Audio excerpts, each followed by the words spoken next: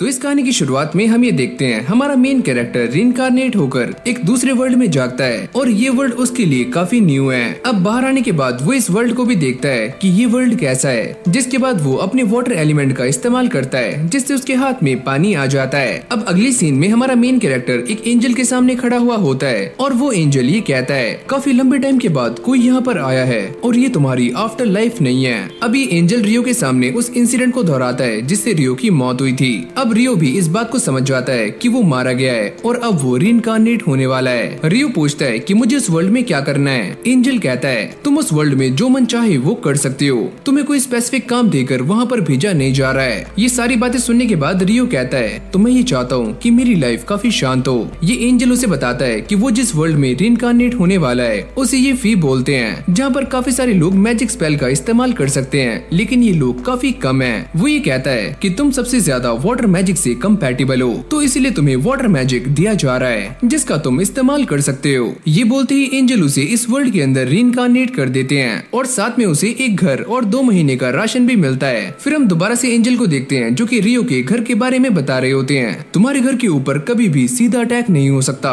और तुम ऐसा मान सकते हो कि तुम्हारे घर के ऊपर एक बैरियर लगा हुआ है। रियो को भी इस घर के अंदर एक किताब मिल जाती है जिसके अंदर काफी सारे मॉन्स्टर्स के बारे में लिखा होता है और वो ये सोचता है कि मैंने आज से पहले ऐसी लैंग्वेज कभी भी नहीं पढ़ी लेकिन फिर भी मैं इसे काफी आराम से पढ़ पा रहा हूँ। यहाँ पर उसे एक और किताब मिलती है जिससे उसे मैजिक के बारे में पता लगता है और अब वो इसे पढ़ने के बाद बाहर आ जाता है और बाहर आकर अपने वाटर एलिमेंट का इस्तेमाल कर रहा होता है। इस एलिमेंट का इस्तेमाल करने में रियो को बिल्कुल भी दिक्कतें नहीं आती, यहाँ तक कि वो स्पेल को बिना चांट किए इस एलिमेंट का यूज कर रहा होता है। लेकिन अब भी वो इस बात को लेकर काफी परेशान होता है, अगर मैं इंचांटेशन कर पाता तो ये काफी कूल होता। अंदर आने के बाद वो अपने वाटर मैजिक का इस्तेमाल करते हुए बाथ टब को भर रहा होता है और वो ये सोचता है अब मैं इसे गर्म कैसे करूं, जिसके लिए वो बाहर आकर लकड़ियों को घिसना शुरू करता है लेकिन इससे भी कुछ नहीं होता और वो काफी थक जाता है। लेकिन अपने सर के ऊपर सूरज को देखकर उसके दिमाग की बत्ती जल जाती है, जिसके बाद वो अपने सामने रखे हुए पानी के ऊपर आइस मैजिक का इस्तेमाल करने की कोशिश करता है लेकिन ये पानी आइस नहीं बनता।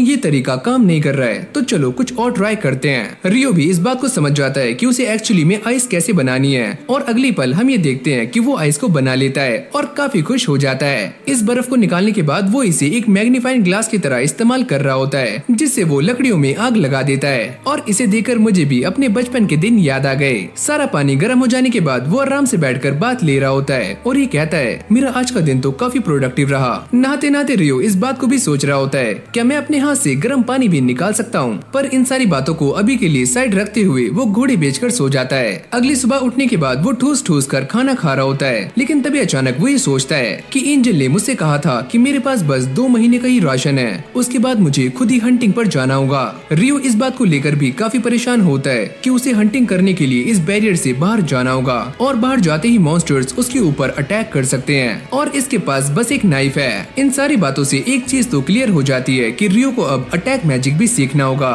वरना उसकी लाइफ की लंका लग जाएगी। अब वो बाहर आने के बाद अपने वाटर एलिमेंट का इस्तेमाल करने के बाद वाटर बॉल्स बनाता है और उन्हें सामने की तरफ थ्रो भी कर रहा होता है। इससे वो काफी खुश हो जाता है क्योंकि ये तरीका काम कर रहा है लेकिन मेरे इस अटैक में ज्यादा पावर नहीं है तो चलो कुछ और ट्राई करते हैं। जिसके बाद वो वाटर जेट को भी ट्राई करता है पर इसकी धार भी ज्यादा दूर तक नहीं जाती। ये देखकर वो थोड़ा सा डिसअपॉइंट हो जाता है और तभी वो दोबारा से एंजल के सामने आ जाता है जहाँ पर रियो ने एंजल से ये पूछा था कि मैं इस वर्ल्ड में मैजिक का इस्तेमाल कैसे करूंगा, क्या तुम मुझे ये बता सकते हो। मैजिक को इस्तेमाल करने का एक सिंपल सा रूल है कि तुम्हें इमेजिनेशन करनी होगी, जितनी स्ट्रॉन्ग तुम्हारी इमेजिनेशन होगी उतना ही स्ट्रॉन्ग तुम्हारा मैजिक होगा।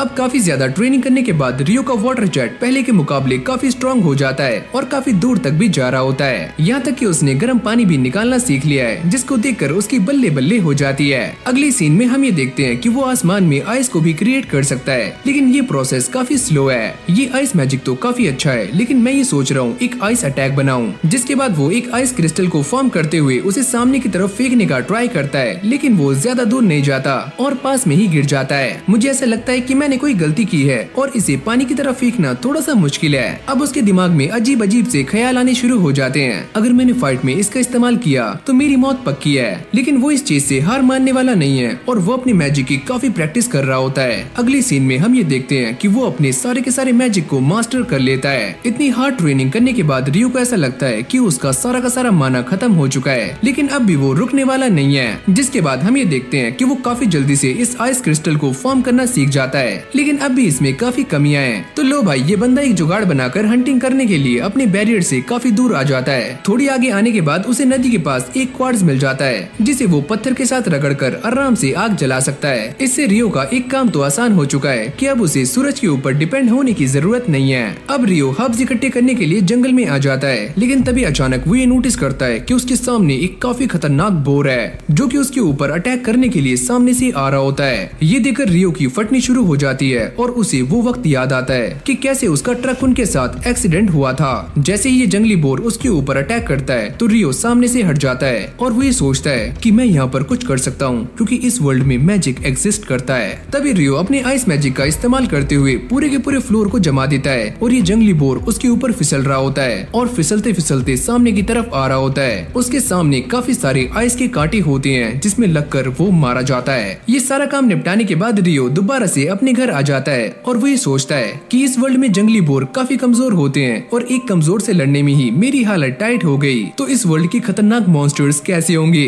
अब वो फिर से उसी मैजिकल बुक को पढ़ना शुरू करता है जहाँ पर उसे ड्रैगन्स के बारे में पता लगता है और वो ये पढ़ता है कि ये ड्रैगन्स काफी खतरनाक होते हैं और एक ड्रैगन पूरी की पूरी सिटी को भी खत्म कर सकता है। तो इसीलिए जब भी वो तुम्हारे सामने आए तो दुम दबाकर भाग जाओ। लेकिन जैसे वो पेज को टर्न करता है तो यहाँ पर एक और एंजल के बारे में लिखा हुआ होता है जिसका नाम है आकुमा और ये एक फॉलिंग एंजल है और ये सच में काफी डेंजरस है। इस एंजल के ओरिजिन के बारे में इस किताब में ज्यादा कुछ लिखा नहीं होता, लेकिन एक चीज काफी साफ लिखी होती है कि जिस भी दिन ये तुम्हारे सामने आया वो दिन तुम्हारी लाइफ का आखिरी दिन होगा। अब यहीं से हमारा सीन शिफ्ट हो जाता है जहाँ पर रियो टार्जन बनकर जंगल में आ गया था, लेकिन तभी अचानक एक काफी बड़ा हॉक उसके ऊपर अटैक कर देता है और वो शील्ड बनाकर इधर उधर भाग रहा होता है। ये हॉक रियो को मारने के लिए एयर स्लैश का इस्तेमाल कर रहा होता है, लेकिन उसके पास एक और काफी खतरनाक अटैक है जो कि वो अपनी चोंच से करता है। अब रियो भी ये समझ जाता है कि उसके पास भागने का कोई भी चांस नहीं है, तो वो भी इससे लड़ने के लिए एकदम तैयार हो जाता है और इसके ऊपर काफी सारी आइस से अटैक करता है, पर ये उनसे बचता हुआ रियो की काफी नजदीक आ जाता है। तो रियो भी अपने ऊपर एक आइस की शील्ड बना लेता है और जैसे ये हॉक उससे टकराता है तो उसके तोते उड़ जाते हैं, लेकिन अब भी ये हॉक हार नहीं मानता और लड़ने की हालत में होता है। रियो भी इस बात को नोटिस कर लेता है कि उसके इस अटैक से इस हॉक को काफी चोटें आई हैं और वो डर के मारे यहाँ से चला जाता है और रियो चैन की सांस लेता है। अरे यार, बाल बाल बचा, वरना आज तो मारा जाता।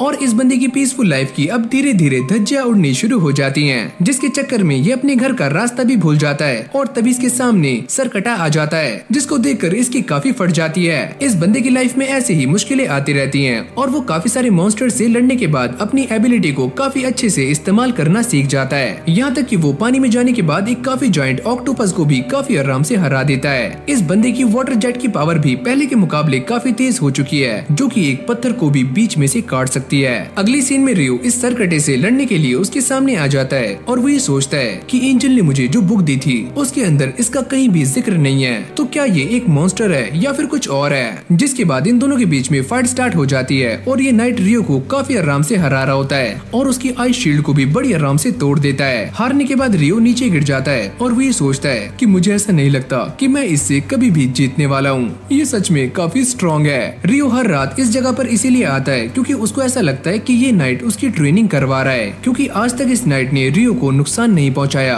और न ही उसे जान से मारा है। अभी सरकटा अपनी स्वॉर्ड को रियो को सौंप देता है और रियो भी ये समझ जाता है कि शायद से ये नाइट ये चाहता है कि मैं इस स्वॉर्ड को मास्टर करूं। जिसके बाद ये सरकटा यहाँ से चला जाता है। फिर हम दोबारा से उसी हॉक को देखते हैं जो कि पहले के मुकाबले काफी इवॉल्व हो चुका है। जब वो रियो के ऊपर अटैक करता है तो वो इसे रोकने के लिए 5 लेयर की शील्ड बना लेता है और इस अटैक को बड़ी आराम से काउंटर कर लेता है, पर ऐसा बस रियो को ही लगता है क्योंकि ये अटैक इतना भी कमजोर नहीं था। इससे रियो की सारी शील्ड्स टूट जाती हैं। अब वो इसके अटैक को रोकने के लिए 10 लेयर की शील्ड का इस्तेमाल करता है, लेकिन वो भी चकनाचूर हो जाती हैं। रियो इसको डिफीट करने की काफी ट्राई कर रहा होता है, लेकिन ये हॉक उसके सारे के सारे अटैक से बड़ी आराम से बच जाता है और अब ये एक काफी जोर से आवाज निकालता है जिससे रियो की पैंट गीली हो जाती है। अब ये हॉक रियो के ऊपर लाइटनिंग का भी अटैक करता है, पर रियो इससे बच जाता है। लेकिन ये फाइट देखते ही देखते काफी इंटेंस हो रही होती है और ये हॉक रियो के ऊपर काफी भारी पड़ रहा होता है। अब ये जैसे ही रियो को मारने के लिए उसके सामने से आता है तो रियो अपनी स्वॉर्ड का इस्तेमाल करके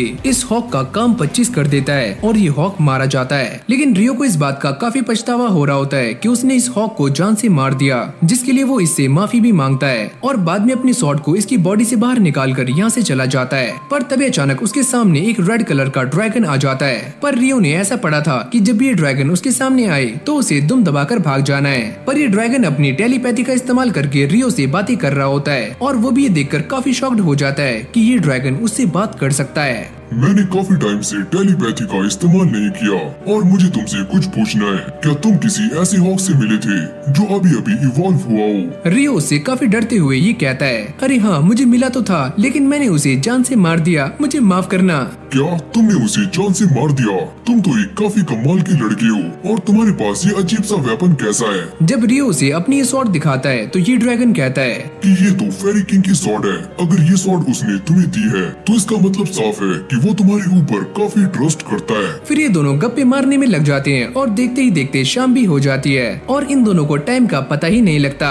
रियो ड्रैगन से ये पूछता है कि तुम्हारा नाम क्या है? वैसे मेरा नाम है लेविन। और ये बोलने के बाद वो ड्रैगन यहाँ से चला जाता है। अभी जो मेरे साथ हुआ ये काफी अजीब था और मुझे ऐसा नहीं लगा था कि मैं इस ड्रैगन से बात कर पाऊंगा। और इससे एक बात तो क्लियर हो गई कि इस फैंटेसी वर्ल्ड में कुछ भी हो सकता है। इस तरफ एंजल रियो के स्टैट्स को चेक कर रहे होते हैं और वो ये देखकर काफी शॉक्ड हो जाते हैं। ये बात तो मैंने नोटिस की ही नहीं कि इस बच्चे के पास एक रियल ट्रेट है, लेकिन ऐसा कैसे हो सकता है? ये आज से पहले बस एक ही बार हुआ है, वो भी 10,000 साल पहले, जब मैंने एक लड़की को दूसरे वर्ल्ड में रीइंकार्नेट किया था। यहाँ पर एंजल जिस हिडन ट्रेट की बात कर रहे हैं उसका नाम है एटर्नल यूथ, यानी कि ये इंसान कभी भी बूढ़ा होने वाला नहीं है। अगली सुबह जब रियो को सी फूड खाने का मन करता है तो वो यहाँ पर आ जाता है, लेकिन तभी अचानक वो ये देखता है कि सामने एक नाव टूटी हुई है और यहाँ पर काफी सारे लोग हैं जो कि मर चुके हैं। पर तभी वो ये नोटिस करता है कि साइड में एक लाल बालों वाला बंदा खांस खांस कर होश में आ जाता है। अब ये बंदा इस बात को याद करता है कि आखिरकार उनके साथ ऐसा कैसे हुआ। वो ये सोचता है कि जब वो सारे अपनी शिप में थे तो उनके ऊपर एक काफी जायंट ऑक्टोपस ने अटैक कर दिया था, जिससे उनकी सारी की सारी शिप टूट गई थी और ये सारे पानी के अंदर बह गए।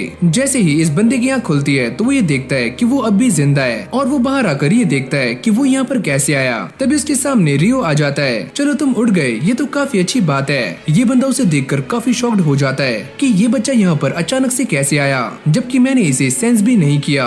पर ये रियो को इन सारी बातों के बारे में नहीं बताता और वो अपना इंट्रोडक्शन देता है कि मेरा नाम है एबल। रियो से कहता है कि मेरा नाम है रियो और मुझे माफ करना कि तुम ही अकेले बचे हो और मैं बाकी सभी को बचा नहीं पाया। चलो कोई बात नहीं, वैसे भी वो सारे लोग स्मगलर्स थे। अब अंदर आने के बाद ये दोनों खाना खा रहे होते हैं क्योंकि एबल को काफी भूख लग रही थी। वो ये देखता है कि रियो के पास बस एक ही जोड़ी कपड़े हैं। रियो उससे ये कहता है कि मेरे पास ना तो सुई है ना ही धागा, तो मैं अपने लिए कपड़े कैसे बनाऊं? अरे यार एक काम कर, दुकान से जाकर ले आ। लेकिन यहाँ तो आसपास कोई भी दुकान नहीं है, यहाँ तक कि कोई भी इंसान भी नहीं है। मैं यहाँ पर अकेला हूँ, एकदम अकेला।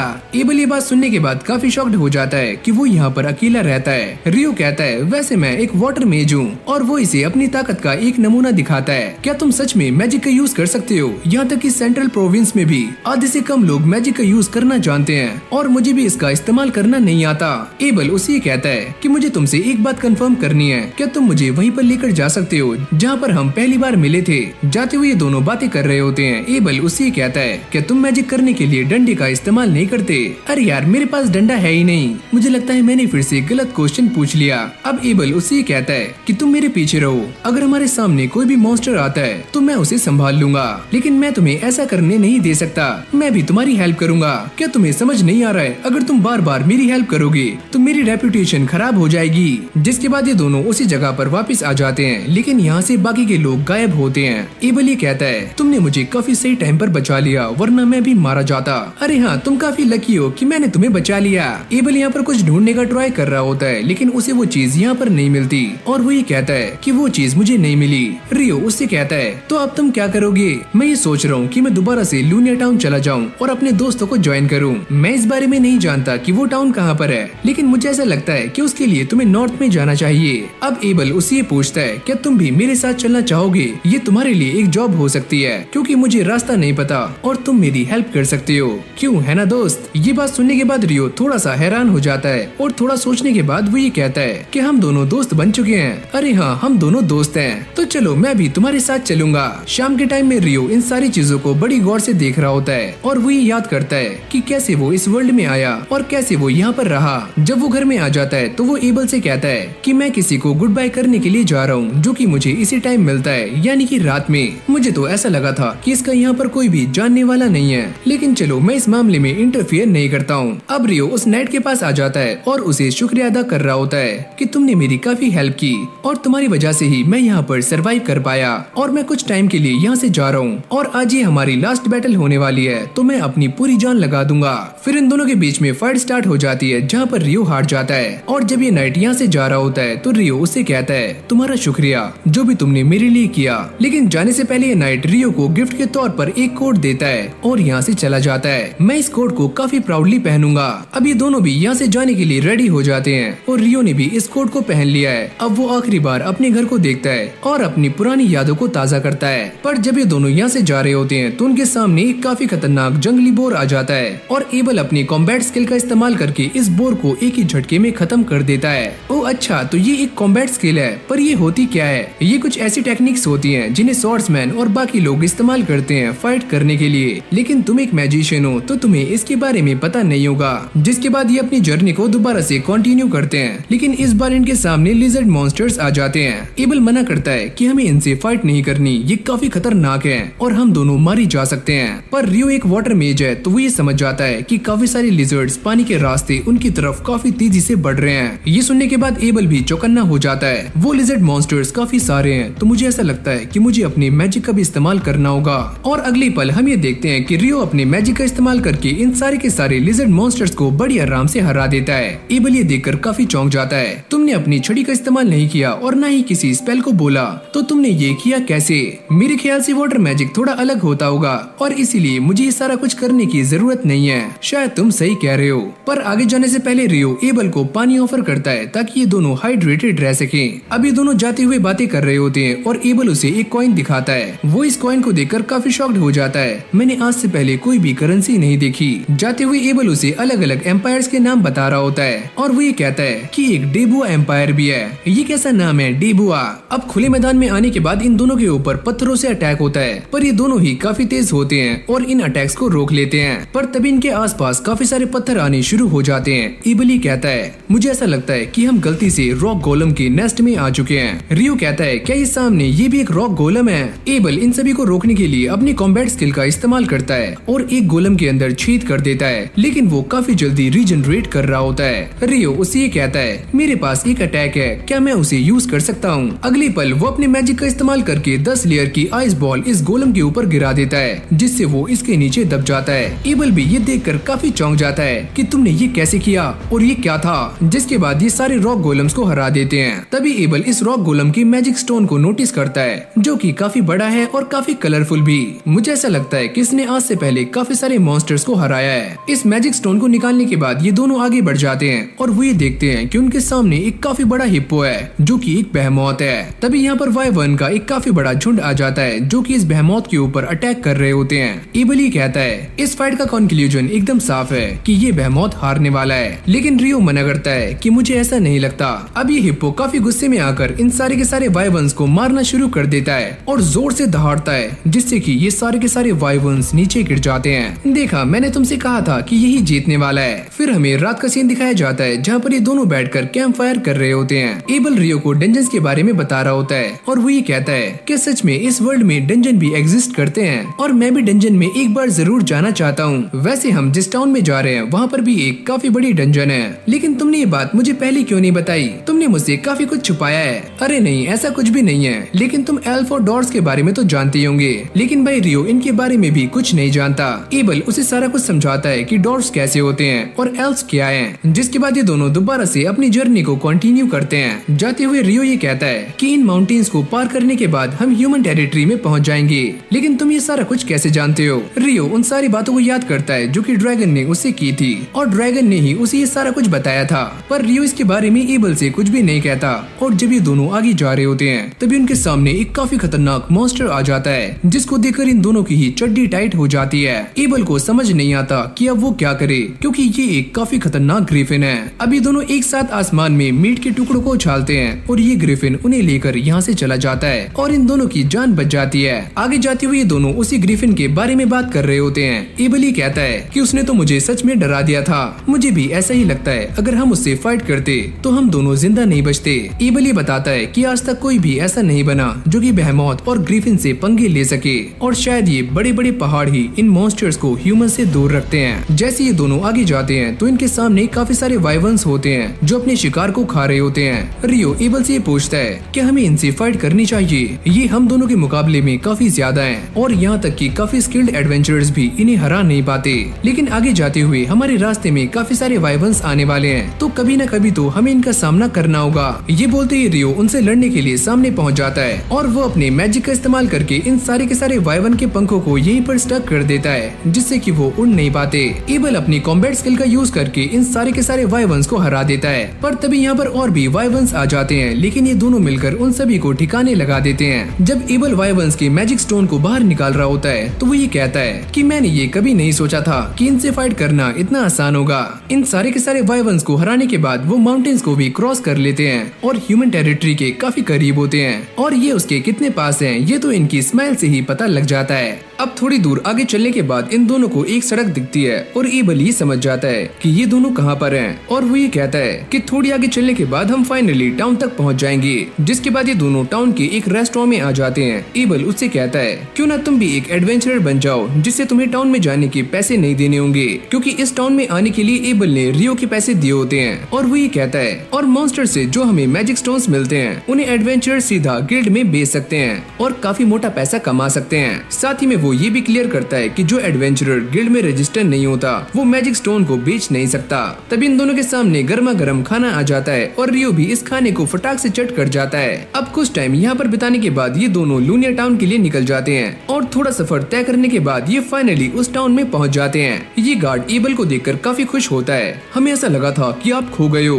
अरे नहीं, रियो ने मेरी जान बचाई और इसीलिए मैं यहाँ तक पहुँच पाया। और ये है रियो। गार्ड रियो से कहता है तुम्हारा शुक्रिया और वो इसके हाथ को पकड़ने के बाद छोड़ता ही नहीं है। अब रियो की एंट्री फीस देने के बाद ये दोनों अंदर आ जाते हैं और अब वो रियो को एडवेंचरर्स के रैंक के बारे में बताना शुरू करता है कि एक एडवेंचरर की जर्नी F रैंक से शुरू होती है और अगर वो B रैंक या उससे ऊपर हो जाता है तो उसे क्वेस्ट भी काफी खतरनाक मिलते हैं। यहाँ तक कि वो ये भी कहता है कि जो एडवेंचरर जितने ज्यादा हाई रैंक पे होता है वो उतने ही पैसे कमाता है, लेकिन तुम्हें पैसों की चिंता करने की कोई भी जरूरत नहीं है क्योंकि तुम्हारे पास मैजिक स्टोन्स हैं। अब ऐसी दोनों बातें करते करते गिल्ड तक आ जाते हैं और जैसे दोनों गिल्ड में एंटर करते हैं तो सारे के सारे लोग एबल को देखकर काफी खुश हो जाते हैं, जैसे कि वो एबल का ही इंतजार कर रहे हों। ये देखकर रियो सोचता है कि ये बंदा यहाँ पर काफी ज्यादा फेमस है तो मेरे ख्याल से मुझे बाहर इंतजार करना चाहिए। जब रियो बाहर आ जाता है तो उसकी मुलाकात एक लड़की से होती है और ये दोनों ही एक दूसरे को काफी गौर से घूर रहे होते हैं और घूरते घूरते रुक जाते हैं। वो ये कहती है तुम्हारा आउटफिट काफी अच्छा है और मेरे ख्याल से ये फेरी किंग का है, लगता है उन्हें तुम्हारे ऊपर काफी ट्रस्ट है, लेकिन अभी मुझे कुछ काम है तो मैं जा रही हूँ और हम बाद में जरूर मिलेंगे।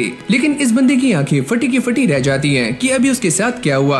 अरे रियो अंदर आ जाओ। एबल उसे लेकर अंदर आ जाता है और सभी के सामने उसे इंट्रोड्यूस कर रहा होता है। इसका नाम है रियो और ये भी एक एडवेंचरर बनना चाहता है, तो तुम सारे इसका अच्छे से ख्याल रखना। अभी सारे उसे घेर कर खड़े हो जाते हैं और रियो को थैंक्स कर रहे होते हैं और रियो भी ये सारा कुछ देखकर काफी खुश हो जाता है। अब वो इसे लेकर नीना के पास आ जाता है जो कि यहाँ के रिसेप्शनिस्ट है और वो ये कहता है कि मैं इसे एंडोर्स कर रहा हूँ और इसे D रैंक मिलना चाहिए। ये सुनने के बाद नीना थोड़ी शॉक्ड हो जाती है और वो ये कहती है लेकिन तुम्हें ये प्रूफ करने के लिए फिजिकल स्ट्रेंथ का टेस्ट देना होगा। मैं इस बारे में गिल्ड मास्टर से बात करना चाहता हूँ। और नीना उन्हें बुलाने के लिए यहाँ से चली जाती है। जब ये दोनों मीटिंग रूम में वेट कर रहे होते हैं तो गिल्ड मास्टर ह्यूग यहाँ पर आ जाते हैं। वो एबल को देखकर काफी खुश होते हैं। एबल उनसे कहता है इस बच्चे का नाम है रियो और इसी ने मेरी जान बचाई है। मेरा नाम है ह्यूग मैगलास और मैं यहाँ का गिल्ड मास्टर हूँ और एबल की जान बचाने के लिए तुम्हारा शुक्रिया। एबल ये कहता है कि मैं इस बच्चे को एंडोर्स कर रहा हूँ और मैं ये चाहता हूँ कि इसका रैंक बढ़ जाए। ऐसा हो तो सकता है अगर ये बच्चा अपनी फिजिकल स्ट्रेंथ प्रूफ कर दे।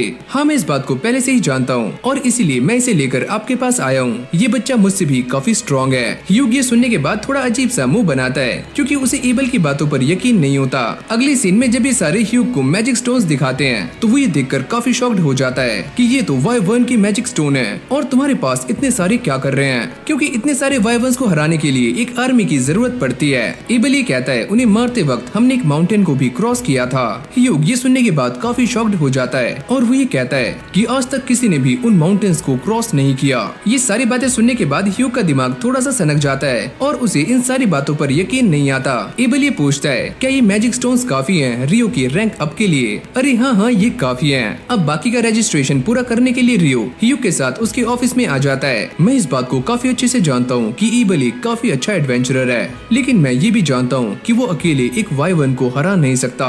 जब इन दोनों की बातें खत्म हो जाती है तभी यहाँ पर नीना आ जाती है, जो कि रियो का एक काफी लंबा चौड़ा इंटरव्यू लेती है। अब जैसी वो सामने हाथ रखता है तो उसे उसका गिल्ड कार्ड मिल जाता है, यानी कि अब वो भी ऑफिशियली एक एडवेंचरर बन चुका है। इस तरफ एबल उसे लेकर अपने साथ जा रहा होता है ताकि रियो को कुछ पैसे मिल पाए, क्योंकि उसने एबल के गाइड का काम किया है। ये दोनों ऐसे ही गप्पे लड़ाते हुए जा रहे होते हैं। एबल उससे कहता है, ये बात मैंने पहले ही सोच ली थी कि मैं तुम्हें एक स्टाफ दिलाऊंगा, लेकिन मैं स्टाफ का क्या करूंगा?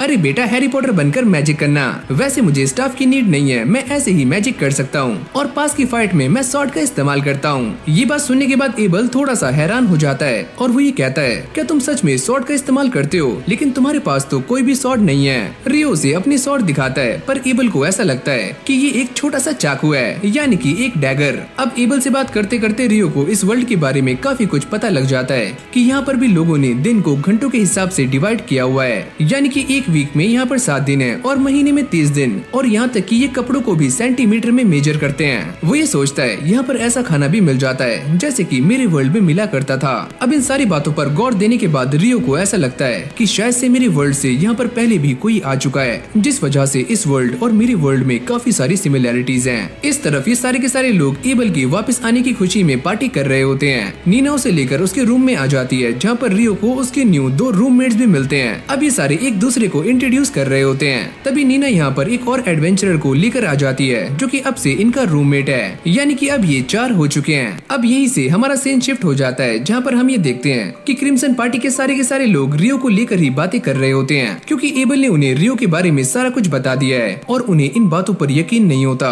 कि वाटर एलिमेंट इतना स्ट्रॉन्ग कैसे हो सकता है। अगर एबल की बातें सही हैं, तो यहाँ पर सिर्फ एक ही इंसान है जो कि रियो के लेवल का मैजिक कर सकता है, और उसका नाम है इन्फर्नो मैजिशियन। अब एबल ये बताता है, इन्फर्नो मैजिशियन के बारे में ये कहा जाता है कि वो अपने मैजिक से एक पूरी की पूरी आर्मी को तबाह कर सकता है, यहाँ तक कि वाई-1s को भी एक ही झटके में खत्म कर सकता है और पूरे टाउन का नक्शा मैप में से गायब कर सकता है। तो इसीलिए रियो को उस बंदे के साथ कंपेयर करना बिल्कुल भी सही नहीं है। इसी पार्टी की एक मेंबर जिसका नाम है रिया, वो ये कहती है, अगर तुमने रियो के बारे में जैसा बताया है, अगर वो सारा कुछ सच है तो सच में वो बच्चा काफी स्ट्रॉन्ग है और काफी पावरफुल भी। लिन इस बात को लेकर काफी चिंता में होती है, अगर रियो गलती से डेबुया एम्पायर के साथ मिल गया तो ये हमारे लिए काफी बड़ी चिंता की बात हो सकती है। अरे यार तुम चिल करो, उस बच्चे को डेबुया एम्पायर का नाम ही पसंद नहीं है। ये बात सुनने के बाद सारे लोग हैरान हो जाते हैं, क्योंकि इस बात में कोई भी सेंस नजर नहीं आता।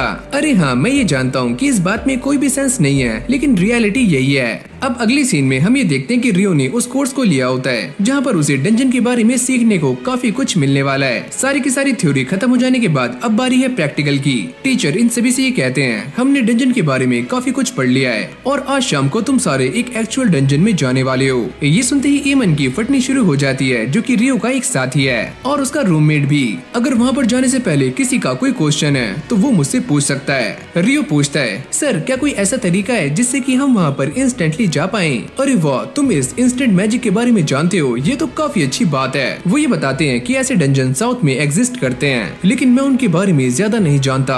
एमन की भी अब सनक जाती है और वो रियो से पूछता है कि तुम इंस्टेंट ट्रेवल के बारे में कैसे जानते हो। अब शाम में सारे उस डंजन के सामने आ जाते हैं और ये डंजन पूरे शहर के बीचों बीच है। मैं तुम्हें इस बारे में पहले ही बता चुका हूँ कि इस डंजन के अंदर मॉन्स्टर्स की तादाद हर साल काफी तेजी से बढ़ रही है। अब साथ ही में वो ये कहते हैं कि यहाँ पर एक डबल सिक्योरिटी भी लगाई गई है ताकि ये मॉन्स्टर्स टाउन के अंदर घुस ना पाएं। रियो ये समझ जाता है कि टाउन के बाहर जो वॉल है वो हमें भारी खतरों से बचा रही है और ये यहाँ पर मॉन्स्टर से। और बच्चों इस बारे में चिंता मत करो, ग्रेट टाइटल वॉर दोबारा से होने नहीं वाली और वैसे भी वो काफी सालों में होती है। अब ये सारे गिल्ड ऑफिस के सामने आ जाते हैं, जहाँ पर इन सभी का नाम और टाइमिंग नोट होती है। जब ये सारे इसके अंदर जा रहे होते हैं तो एमन की फटनी शुरू हो जाती है। रियो उससे कहता है, अरे यार थोड़ी शांत हो जाओ। अंदर आते ही टीचर उन सभी से कहते हैं कि मैंने तुम्हें पहले ही बता दिया है कि इस डंजन की पहली लेयर में तुम्हें काफी खतरनाक मॉन्स्टर्स नहीं मिलेंगे, तो तुम खुद ही जाकर एक्सप्लोर कर सकते हो। और हाँ, गेट के पास ही रहना। जब रियो और एमन आगे जा रहे होते हैं तभी अचानक रियो एक चीज को सेंस करता है और वो ये कहता है कि हमारे सामने एक मॉन्स्टर है और मैं उसे फ्रीज कर दूंगा और एमोन तुम उसे जान से मार देना। तभी ये मॉन्स्टर उनके सामने आ जाता है जिसका नाम है सोल्जर एंट, जिसके बारे में उस मैजिकल बुक के अंदर भी लिखा हुआ था। और इसे मारने का बेस्ट तरीका ये है कि उसकी गर्दन पर अटैक किया जाए। फिर रियो अपनी मैजिक का इस्तेमाल करके इस मॉन्स्टर को जमा देता है और एमोन अपनी स्वॉर्ड का इस्तेमाल करके इसका काम 25 कर देता है। अरे वाह, तुमने तो काफी अच्छा काम किया एमोन। जिसके बाद ये दोनों मिलकर उसके मैजिक स्टोन को बाहर निकाल लेते हैं। एमोन ही कहता है कि ये सारा कुछ अलाउड है। अरे हाँ, इसे बेचकर ही तो हम पैसा कमाने वाले हैं क्योंकि हम एडवेंचरर्स हैं। जिसके बाद हमारा सीन शिफ्ट हो जाता है और ये सारे वापस आ जाते हैं और वापस आने के बाद पार्टी कर रहे होते हैं। ईटो ये कहता है, अरे वाह, तुमने पहले ही मिशन में सोल्जर आंट को हरा दिया, ये तो काफी कमाल की बात है। लेकिन यहाँ पर ये दोनों एक दूसरे को ही क्रेडिट दे रहे होते हैं। निल्स ये कहता है, चलो कोई बात नहीं, आखिरकार तुमने ये कर तो दिखाया, और कल तुम क्या करोगे। जिसके बाद ये दोनों डिसाइड करते हैं कि वो दोबारा से उस डंजन में जाने वाले हैं और इस बार तो 3rd लेयर तक। पर रियो इस बात को लेकर थोड़ा सा पैनिक होता है कि वो आंट मॉन्स्टर पहली लेयर में क्या कर रहा था। लेकिन इन सभी को ही ये सारी बातें पल्ले नहीं पड़ रही होती। तभी यहाँ पर एबल आ जाता है और वो ये कहता है कि वो आंट मॉन्स्टर गड्ढा खोदकर यहाँ पर आ सकती है, बस इसीलिए। फिर एबल इन सभी के सामने अपने आप को इंट्रोड्यूस करता है और वो ये कहता है कि मेरा नाम है एबल, लेकिन ये सारे लोग उसे पहले से ही जानते हैं। तभी निल्स कहता है कि मैं भी एक स्वॉर्ड मास्टर हूँ, लेकिन मेरी स्किल्स काफी कमजोर है, क्या आप मुझसे एक बार हाथ मिला सकते हो। और एबल उससे हाथ मिला लेता है, जिससे निल्स काफी खुश हो जाता है। तुम बस अच्छे से काम करना और सबसे पहले अपनी सेफ्टी का ध्यान रखना। जिसके बाद क्रिम्सन पार्टी के और भी मेंबर्स यहाँ पर आ जाते हैं और वो एबल से कहते हैं कि तुम यहाँ पर क्या कर रहे हो, तुम्हें तो गिल्ड मास्टर के पास जाना चाहिए, मैं बस इन सभी को गाइड कर रहा था। और ये उसे जबरदस्ती उठाकर यहाँ से ले जाता है। इन सभी के जाने के बाद ये सारे उनकी तारीफें कर रहे होते हैं। ईतो कहता है कि वो लड़की काफी कमाल की है, एकदम एंजल जैसी। इस तरफ ये सारे भी जाते हुए रियो के बारे में बातें कर रहे होते हैं। एबल ही कहता है कि तुम्हें इतनी जल्दी क्या है, तुम्हें उसकी ताकत का काफी जल्दी अंदाजा हो जाएगा कि रियो क्या चीज है। अगली सीन में हम ये देखते हैं कि रियो और एमोन दोबारा से डंजन में आ जाते हैं और वो एक साथ मिलकर काफी सारे मॉन्स्टर्स को मौत की घाट उतार देते हैं। रियो उससे कहता है कि तुमने आज कमाल कर दिया। अब बाहर आने के बाद ये दोनों बातें कर रहे होते हैं। रियो उससे कहता है तुम्हारी स्वॉर्ड स्किल्स काफी कमाल की हैं और अगर तुम ऐसे ही प्रैक्टिस करते रहोगे तो तुम एक काफी अच्छे स्वॉर्ड्समैन बन जाओगे।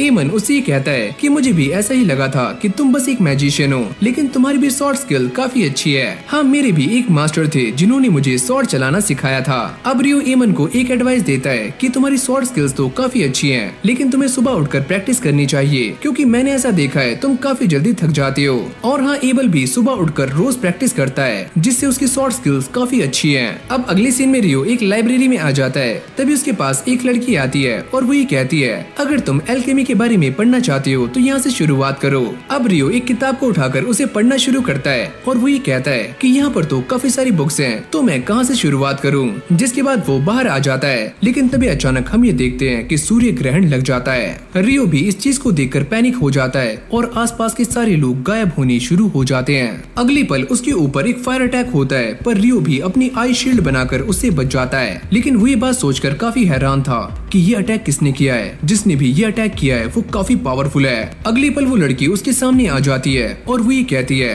कि तुम कैसे जिंदा बच गए, चलो मैं तुम्हें भी जान से मार देती हूँ। रियो को ऐसा लगता है कहीं ये आकुमा तो नहीं है, अगर ये आकुमा हुई तो मेरी बैंड बजने वाली है। ये देखकर रियो यहाँ से भागता है, पर ये लड़की उसके ऊपर फायर मैजिक से अटैक कर देती है। रियो इसको रोकने की काफी ट्राई करता है, लेकिन ये अटैक काफी दमदार था। अब ये अटैक सीधे जाकर रियो के कोट पर लगता है और रियो को इससे कुछ भी नहीं होता। ये लड़की इस बात को देखकर काफी चौंक जाती है कि ये तो फेरी किंग का कोट है, अगर ये तुम्हारे पास है तो तुम्हें हराना इतना भी आसान नहीं होगा। लगता है मुझे अपनी स्वॉर्ड का ही इस्तेमाल करना होगा। अब ये दोनों ही अपनी स्वॉर्ड्स निकालकर एक दूसरे से फाइट करना शुरू कर देते हैं और एक दूसरे को काफी कड़ी टक्कर दे रहे होते हैं। अब ये लड़की पीछे होकर रियो के ऊपर अटैक करने का ट्राई करती है, पर रियो इससे बाल बाल बच जाता है और वो भी अपने मैजिक का इस्तेमाल करके इसके ऊपर काफी सारे आइस से अटैक करता है। पर इस लड़की की स्पीड के सामने ये अटैक भी फीका पड़ जाता है। रियो को ये बात समझ नहीं आ रही होती कि वो इन अटैक से डॉज कैसे कर रही है। वो ये सोचता है कहीं ये विंड मैजिक का इस्तेमाल तो नहीं कर रही है। तभी अचानक से वो रियो के पास आकर उस पर ताबड़तोड़ अटैक्स करना शुरू करती है, लेकिन इस बार वो उसका कुछ भी बिगाड़ नहीं पाती। रियो भी इस बात को समझ जाता है अगर मैं ऐसे ही इसके सामने डटा रहा तो ये मुझे हरा नहीं सकती। अब ये लड़की गुस्से में आकर रियो के ऊपर फायर अटैक करने वाली होती है, पर रियो भी अपने मैजिक का इस्तेमाल करके उसके इस अटैक को रोक लेता है, जिसको देखकर इसकी सुलगनी शुरू हो जाती है। आखिरकार तुम हो कौन और तुम इतनी जल्दी कास्टिंग कैसे कर रहे हो? अगर तुम एक मॉन्स्टर हो तो मुझे तुम्हें जान से मारना होगा। जिसके बाद इन दोनों की फाइट दोबारा से शुरू हो जाती है, लेकिन इस बार ये फाइट देखते ही देखते देखते काफी इंटेंस हो रही होती है। रियो उसके ऊपर अपने आइस मैजिक से अटैक करता है, लेकिन इस बार वो अपने फायर मैजिक के आगे सारी की सारी आइस को पिघला देती है। तभी वो अपने सामने एक शील्ड को क्रिएट करती है ताकि वो रियो के अटैक से बच पाए, लेकिन रियो उसके ऊपर से अटैक करता है जिससे वो इंजर्ड भी हो जाती है। चलो फिर इस फाइट को यहीं पर खत्म करते हैं और वो इसे मारने के लिए आगे आ रहा होता है, लेकिन ये लड़की उसके अटैक को बड़ी आराम से रोक लेती है और साथ में अपनी चोट को भी बड़ी जल्दी हील कर लेती है। अब वो रियो को काफी दूर फेंक कर मारती है और उसको ऐसा लगता है कि वो इस फाइट को जीत चुकी है। पर अगली पल हम ये देखते हैं कि उसके ऊपर रेन होनी शुरू हो जाती है और जैसे ही ये बारिश की बूंदें उसके ऊपर गिरती हैं, तब ये बात सामने आती है कि ये एक एसिड रेन है। अब रियो भी उससे लड़ने के लिए दोबारा से खड़ा हो जाता है, लेकिन जैसे ही ये सूर्य ग्रहण हटता है वो लड़की रियो से कहती है, मुझे माफ करना, मेरे जाने का टाइम हो चुका है, चुपचाप यहाँ से निकल जाओ वरना मैं तुम्हें जान से मार दूंगा। लेकिन वो जाने से पहले अपने आप को इंट्रोड्यूस करती है और वो ये कहती है कि मेरा नाम है यूरेका और तुम आज मुझसे बच गए। मैं इस बात को जानता हूँ कि तुम एक आकुमा हो। ये सुनते ही यूरेका काफी शॉक्ड हो जाती है। तुम सच में हमारे बारे में जानते हो, यानी कि आकुमा के बारे में? ये तो काफी इंटरेस्टिंग है। चलो फिर तुमसे किसी और दिन मिलते हैं, लेकिन मैं तुमसे मिलना नहीं चाहता। वो ये कहती है, तुम्हें मुझसे मिलना ही होगा, लेकिन ऐसा भी हो सकता है कि मेरे जैसे यहाँ पर और आए, पर तुम उनसे बचकर रहना क्योंकि तुम्हें बस मैं ही मारने वाली हूँ। ये बोलने के बाद वो यहाँ से गायब हो जाती है। अब रियो इस बात को सोचता है, अगर मेरे पास ये कोट नहीं होता तो ऐसा भी हो सकता था कि वो अटैक मेरी बॉडी के आर पार हो जाता। लेकिन वो इन सारी बातों को भुलाकर अपने बैंक में आ जाता है पैसों को विड्रॉल करवाने के लिए। पर वो ये देखकर काफी शॉक्ड हो जाता है कि उसके बैंक में काफी सारे पैसे हैं। चलो कुछ टाइम के लिए मेरे पास पैसा ही पैसा है। और जब वो अपने रूम में आता है वो ये देखता है कि उसके रूममेट्स यहाँ पर नहीं है। चलो मैं एक काम करता हूँ, दोबारा से बुक स्टोर चला जाता हूँ। पर तभी अचानक वो ये देखता है कि नीचे कुछ बंदे उसके साथियों को बुरी तरह से मार रहे हैं। निल्स उसे कहता है कि ये बंदा वही है, यानी कि रूम 1 का डैन। ओह, तो ये वही है जिसके बारे में तुम बातें कर रहे थे। जैसे डैन उसे मारने के लिए आगे आता है तो रियो अपने स्वॉर्ड को उसके पेट में घुसा देता है, जिससे वो नीचे गिर जाता है। अगले सीन में सारे अपनी थकान को मिटाने के लिए गर्म बात ले रहे होते हैं। ईतो अपने हीलिंग मैजिक का इस्तेमाल करके रियो की इस चोट को हील कर देता है। वो ये कहता है, अगर ये अटैक तुम्हारे दिल पर लगता तो तुम मारे भी जा सकते थे। वैसे उसने वो अटैक मेरे दिल पर ही किया था, लेकिन मैंने उसे डॉज कर लिया। ये सारे उससे पूछते हैं, आखिरकार तुम्हारी फाइट हो किससे रही थी? अरे यार, सही टाइम आने पर मैं तुम्हें सारा कुछ बता दूंगा, अभी बस चिल करो।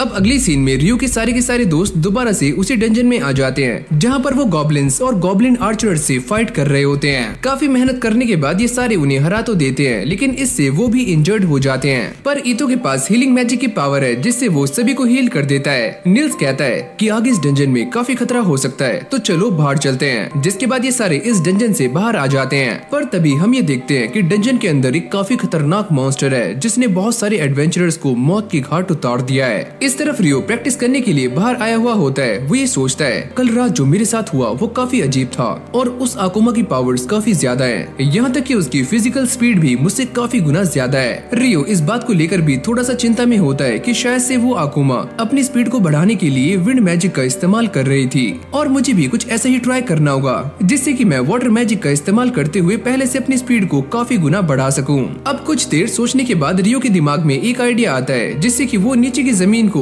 पूरी तरह से बर्फ के अंदर कन्वर्ट कर देता है और अपने वाटर जेट का इस्तेमाल करते हुए इसके ऊपर अपनी स्पीड को बढ़ाने की काफी कोशिशें कर रहा होता है, लेकिन वो इसमें भी नाकाम हो जाता है। फिर हमें लाइब्रेरी का सीन दिखाया जाता है जहाँ पर लिन रियो के बारे में इंफॉर्मेशन गैदर कर रही होती है कि रियो कैसे मैजिक करता है, पर उसे यहाँ पर कोई भी इंफॉर्मेशन नहीं मिलती और वो ये सोचती है कि ईबल ने मुझसे कहा था कि रियो आसमान में काफी बड़े मैजिक क्रिस्टल बना सकता है, लेकिन मुझे तो ऐसा कुछ भी नहीं मिला। जिसके बाद वो ये सोचती है कि ऐसा भी हो सकता है कि रियो ओरिजिनल स्पेल्स का इस्तेमाल कर रहा है जैसे कि इन्फर्नो मैजिशियन करता है। जिसके बाद सारा भी यहाँ पर आ जाती है। लिन उससे कहती है, तुम्हें देखकर काफी अच्छा लगा। वो सारा को ये बताती है कि वो लाइब्रेरी में किसी चीज को ढूंढ रही है जो कि उसे अभी तक नहीं मिली। वो ये पूछती है कि तुम तो एक क्वेस्ट के लिए गई हुई थी और शायद से आज ही आई हो, क्यों है ना सारा? हाँ, मैं आज ही आई हूँ। इस तरफ ये सारे के सारे लोग नीना के सामने आ गए थे और उसे ये बताते हैं कि डंजन की 5th लेयर में उन्हें गॉब्लिन्स और गॉब्लिन आर्चर्स मिले थे। इन मैजिक स्टोन्स को अच्छे से ऑब्जर्व करने के बाद नीना भी ये समझ जाती है कि ये सारे लोग सच बोल रहे हैं। जिसके बाद वो जल्दी से भागकर गिल्ड मास्टर ह्यू के पास जाती है और उन्हें सारी बातें बता देती है और वो भी इन मैजिक स्टोन्स को देखकर काफी चौंक जाते हैं और वो ये कहते हैं, हमारे टाउन में अभी कौन कौन सी बी रैंक की पार्टीज हैं? नीना ये बताती है, हमारे टाउन में अभी क्रिम्सन पार्टी और व्हाइट ब्रिगेड है। तुम एक काम करो, इन दोनों पार्टीज को यहाँ पर समन करो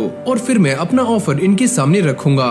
अगली सीन में हम ये देखते हैं कि ये सारे ह्यू के सामने पहुँच जाते हैं। ह्यूग उनसे कहते हैं नीना से बात करने के बाद तुम्हें सारी की सारी इन्फॉर्मेशन तो पहले ही मिल चुकी होगी। साथ ही में वो इन सारे एडवेंचरर्स को ये बताते हैं कि डंजन की 5th लेयर में काफी सारे गॉब्लिन्स देखे गए हैं। एबल उनसे ये पूछता है आप इस बात को लेकर कितने श्योर हो। वो ये कहते हैं मैं इस बात को लेकर पूरी तरह से श्योर हूँ, क्योंकि जो एडवेंचरर्स डंजन के अंदर गए थे वो वहाँ से गॉब्लिन्स के मैजिक स्टोन लेकर यहाँ पर आए हुए हैं। व्हाइट ब्रिगेड का लीडर उनसे ये पूछता है तो आप हमसे क्या चाहते हो। मैं तुम सभी से ये चाहता हूँ कि तुम सारे डंजन के अंदर जाकर ये पता करो कि दोबारा से ग्रेट टाइटल वॉर होने वाली है, क्योंकि डंजन के अंदर मॉन्स्टर्स की संख्या काफी तेजी से बढ़ती जा रही है। साथ ही में वो ये कहते हैं कि पिछली बार द ग्रेट टाइटल वॉर 10 साल पहले हुई थी और अब भी ऐसा हो सकता है कि दोबारा से वो हो।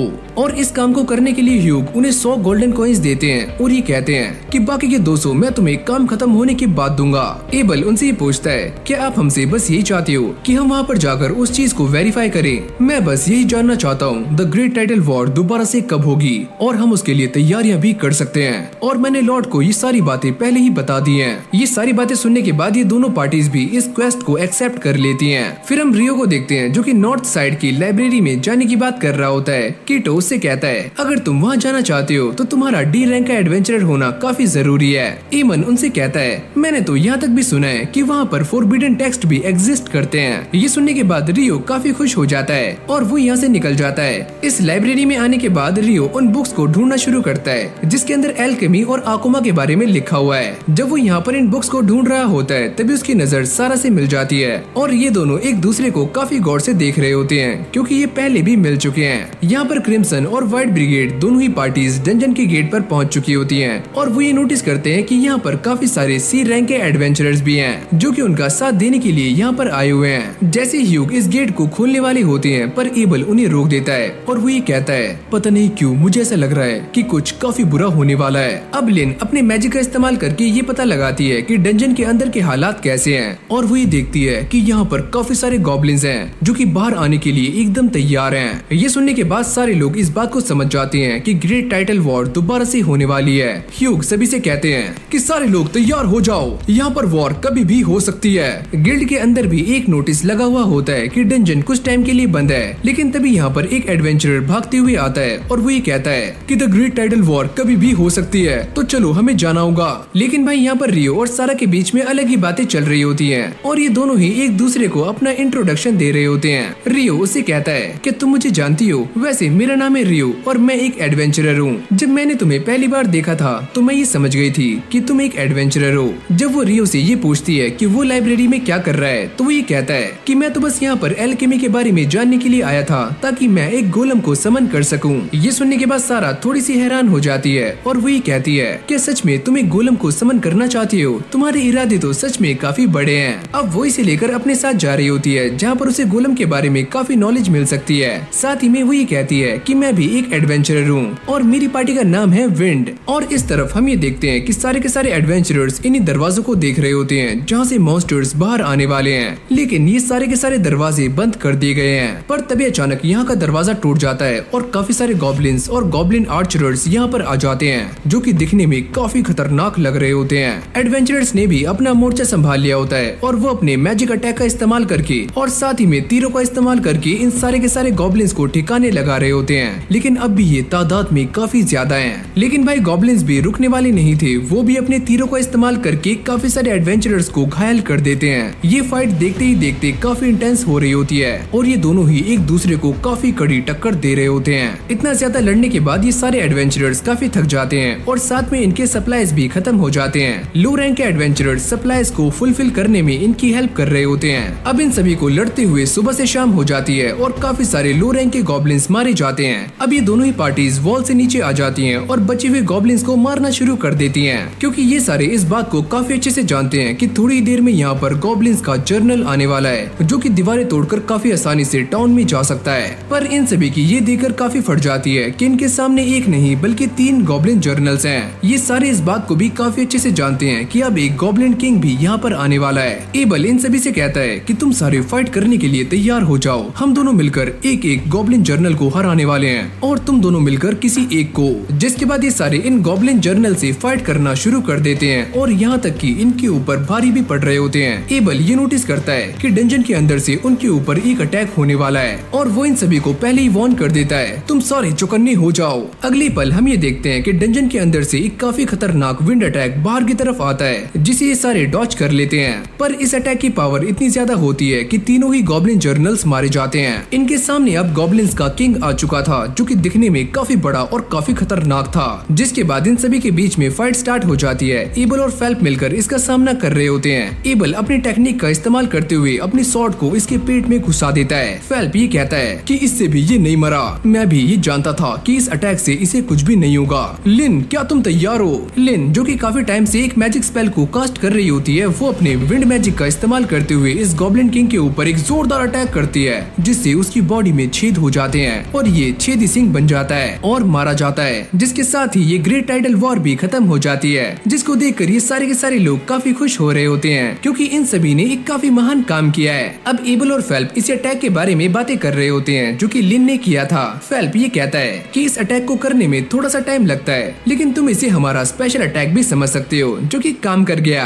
फिर हम रियो को देखते हैं जो दोबारा से गिल्ड में आ जाता है, पर वो ये देखकर काफी शॉक था कि सारे लोग यहाँ पर पार्टी कर रहे हैं और वो ये सोचता है कि यहाँ पर क्या हुआ। इस तरफ गिल्ड मास्टर काफी टेंशन में होते हैं, वहाँ पर सारे लोग पार्टी कर रहे होंगे पर मेरे पास काफी ज्यादा काम है। अब नील्स रियो को ये समझा रहा होता है ग्रेट टाइटल वॉर अब खत्म हो चुकी है, इसीलिए सारे लोग पार्टी कर रहे हैं तो तुम भी एंजॉय करो। ये सारे अब एबल की तारीफें कर रहे होते हैं, तभी एबल भी यहाँ पर आ जाता है। मैंने जिस स्किल का इस्तेमाल किया उसका नाम था परफेक्ट शैडो। तभी उसके बाकी साथी भी यहाँ पर आ जाते हैं, यानी कि उसके पार्टी मेंबर्स, और रियो से बातें कर रहे होते हैं। वो ये पूछते हैं क्या तुम सच में आसमान में एक मैजिक वॉल बना सकते हो? रियो कहता है कि ये तो मेरे लिए काफी आसान है। अब अगले सीन में हम ये देखते हैं कि रियो के सारे दोस्त एकदम नल्ले हो जाते हैं क्योंकि डंजन 1 महीने के लिए बंद है और इन सभी को कोई भी जॉब नहीं मिल रही है। तभी रियो भी यहाँ पर आ जाता है। वो ये पूछते हैं क्या तुम भी यहाँ पर जॉब ढूंढने के लिए आए हो? अरे नहीं, ऐसा कुछ भी नहीं है, मैं तो बस एल्केमी की प्रैक्टिस करना चाहता हूँ। रियो जिस चीज को यहाँ पर लेने के लिए आता है वो चीज सच में काफी महंगी है। उसके दोस्त कहते हैं कि वो चीज 50 गोल्डन कॉइन्स में आती है, तुम सच में काफी अमीर हो। जिसके बाद रियो इन सभी को अपनी पार्टी में हायर कर लेता है। वो ये कहता है अगर तुम सारी मेरी हेल्प करोगे तो मैं तुम सभी को इंडिविजुअली 5-5 गोल्डन कॉइन्स दूंगा।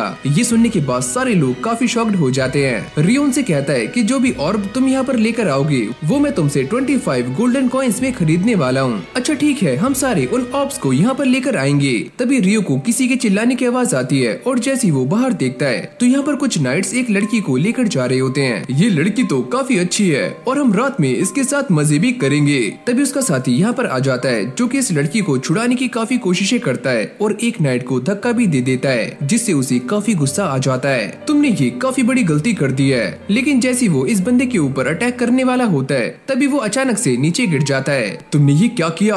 वो दोबारा से खड़े होने का ट्राई करता है लेकिन दोबारा से नीचे गिर जाता है। तुम ये क्या कर रहे हो? अबे ओए, मैंने कुछ भी नहीं किया। अब फेल्प भी यहाँ पर आ जाता है। तुम सारे यहाँ पर क्या कर रहे हो?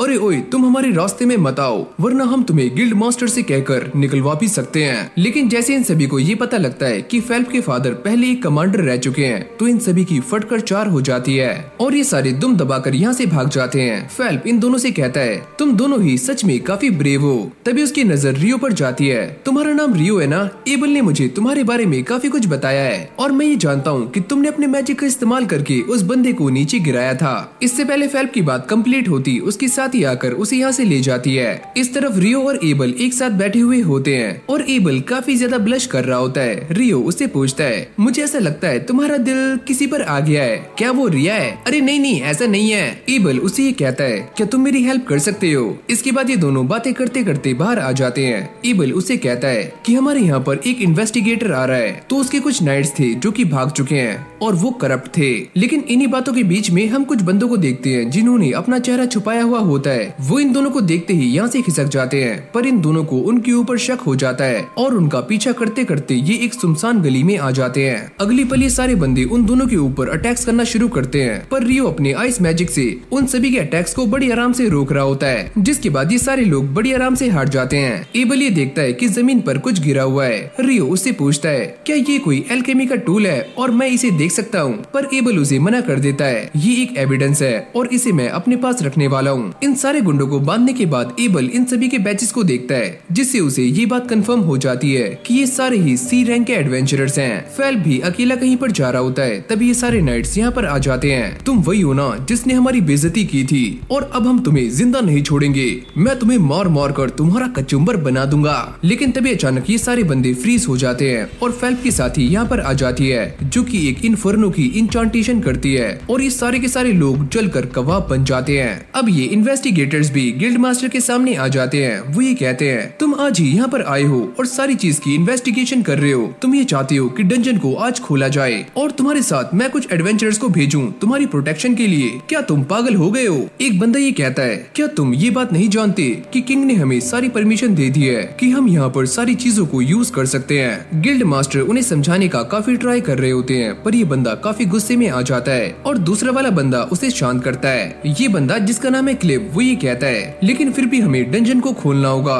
गिल्ड मास्टर उससे ये कहते हैं अगर यहाँ पर कुछ भी होता है तो उसकी जिम्मेदारी तुम्हारे ऊपर आएगी, न कि यहाँ के गिल्ड और एडवेंचरर्स के ऊपर। और ये सारे बंदे गिल्ड मास्टर की इस शर्त को भी मंजूर कर लेते हैं। वो ये कहते हैं क्या एडवेंचरर्स हमारे साथ जाएंगे? गिल्ड मास्टर उनसे ये कहते हैं वो तो उन्हीं के ऊपर डिपेंड करता है। रियो जैसे गिल्ड में जा रहा होता है तभी उसे यहाँ पर एक लड़की मिलती है। प्लीज मुझे भी लेकर अंदर चलो, मुझे यहाँ पर एक लेटर को डिलीवर करना है। अब एबल को भी ये लेटर मिल जाता है जिसमें ये लिखा हुआ था कि उन्हें सारे के सारे इन्वेस्टिगेटर्स को सपोर्ट करना है जब वो डंजन के अंदर जा रहे हो। एबल ये सोचता है मुझे तो ऐसा लगा था कि डंजन को बंद कर दिया गया है पर ऐसा भी हो सकता है कि कुछ पावरफुल लोग यहाँ पर आए हों। जिसके बाद एबल ये कहता है कि वो डंजन काफी ज्यादा खतरनाक है और एक बार वहाँ पर एक ए रैंक की पार्टी गई थी और वो कभी भी लौट कर वापिस नहीं आई और उनका जो लीडर था वो एस रैंक का था, वो तक भी वापिस नहीं आया।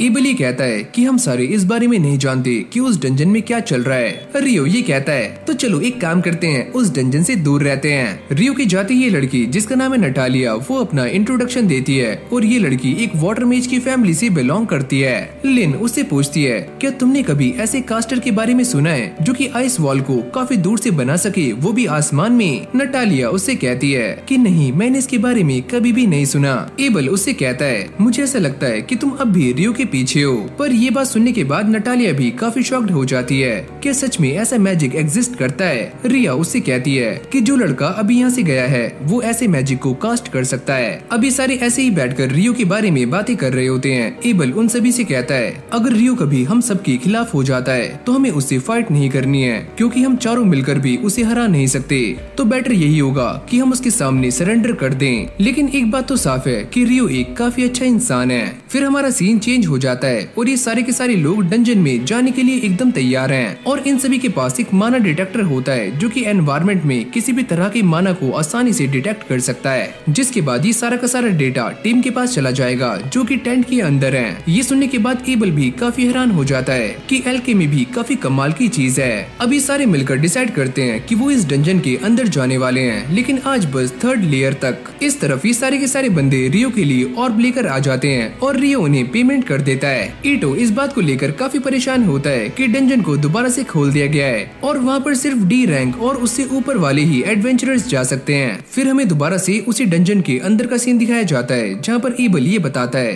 कि उन्हें इस डंजन में आए हुए 3 दिन हो चुके हैं, लेकिन उन्हें यहाँ पर एक भी मॉन्स्टर दिखाई नहीं दिया।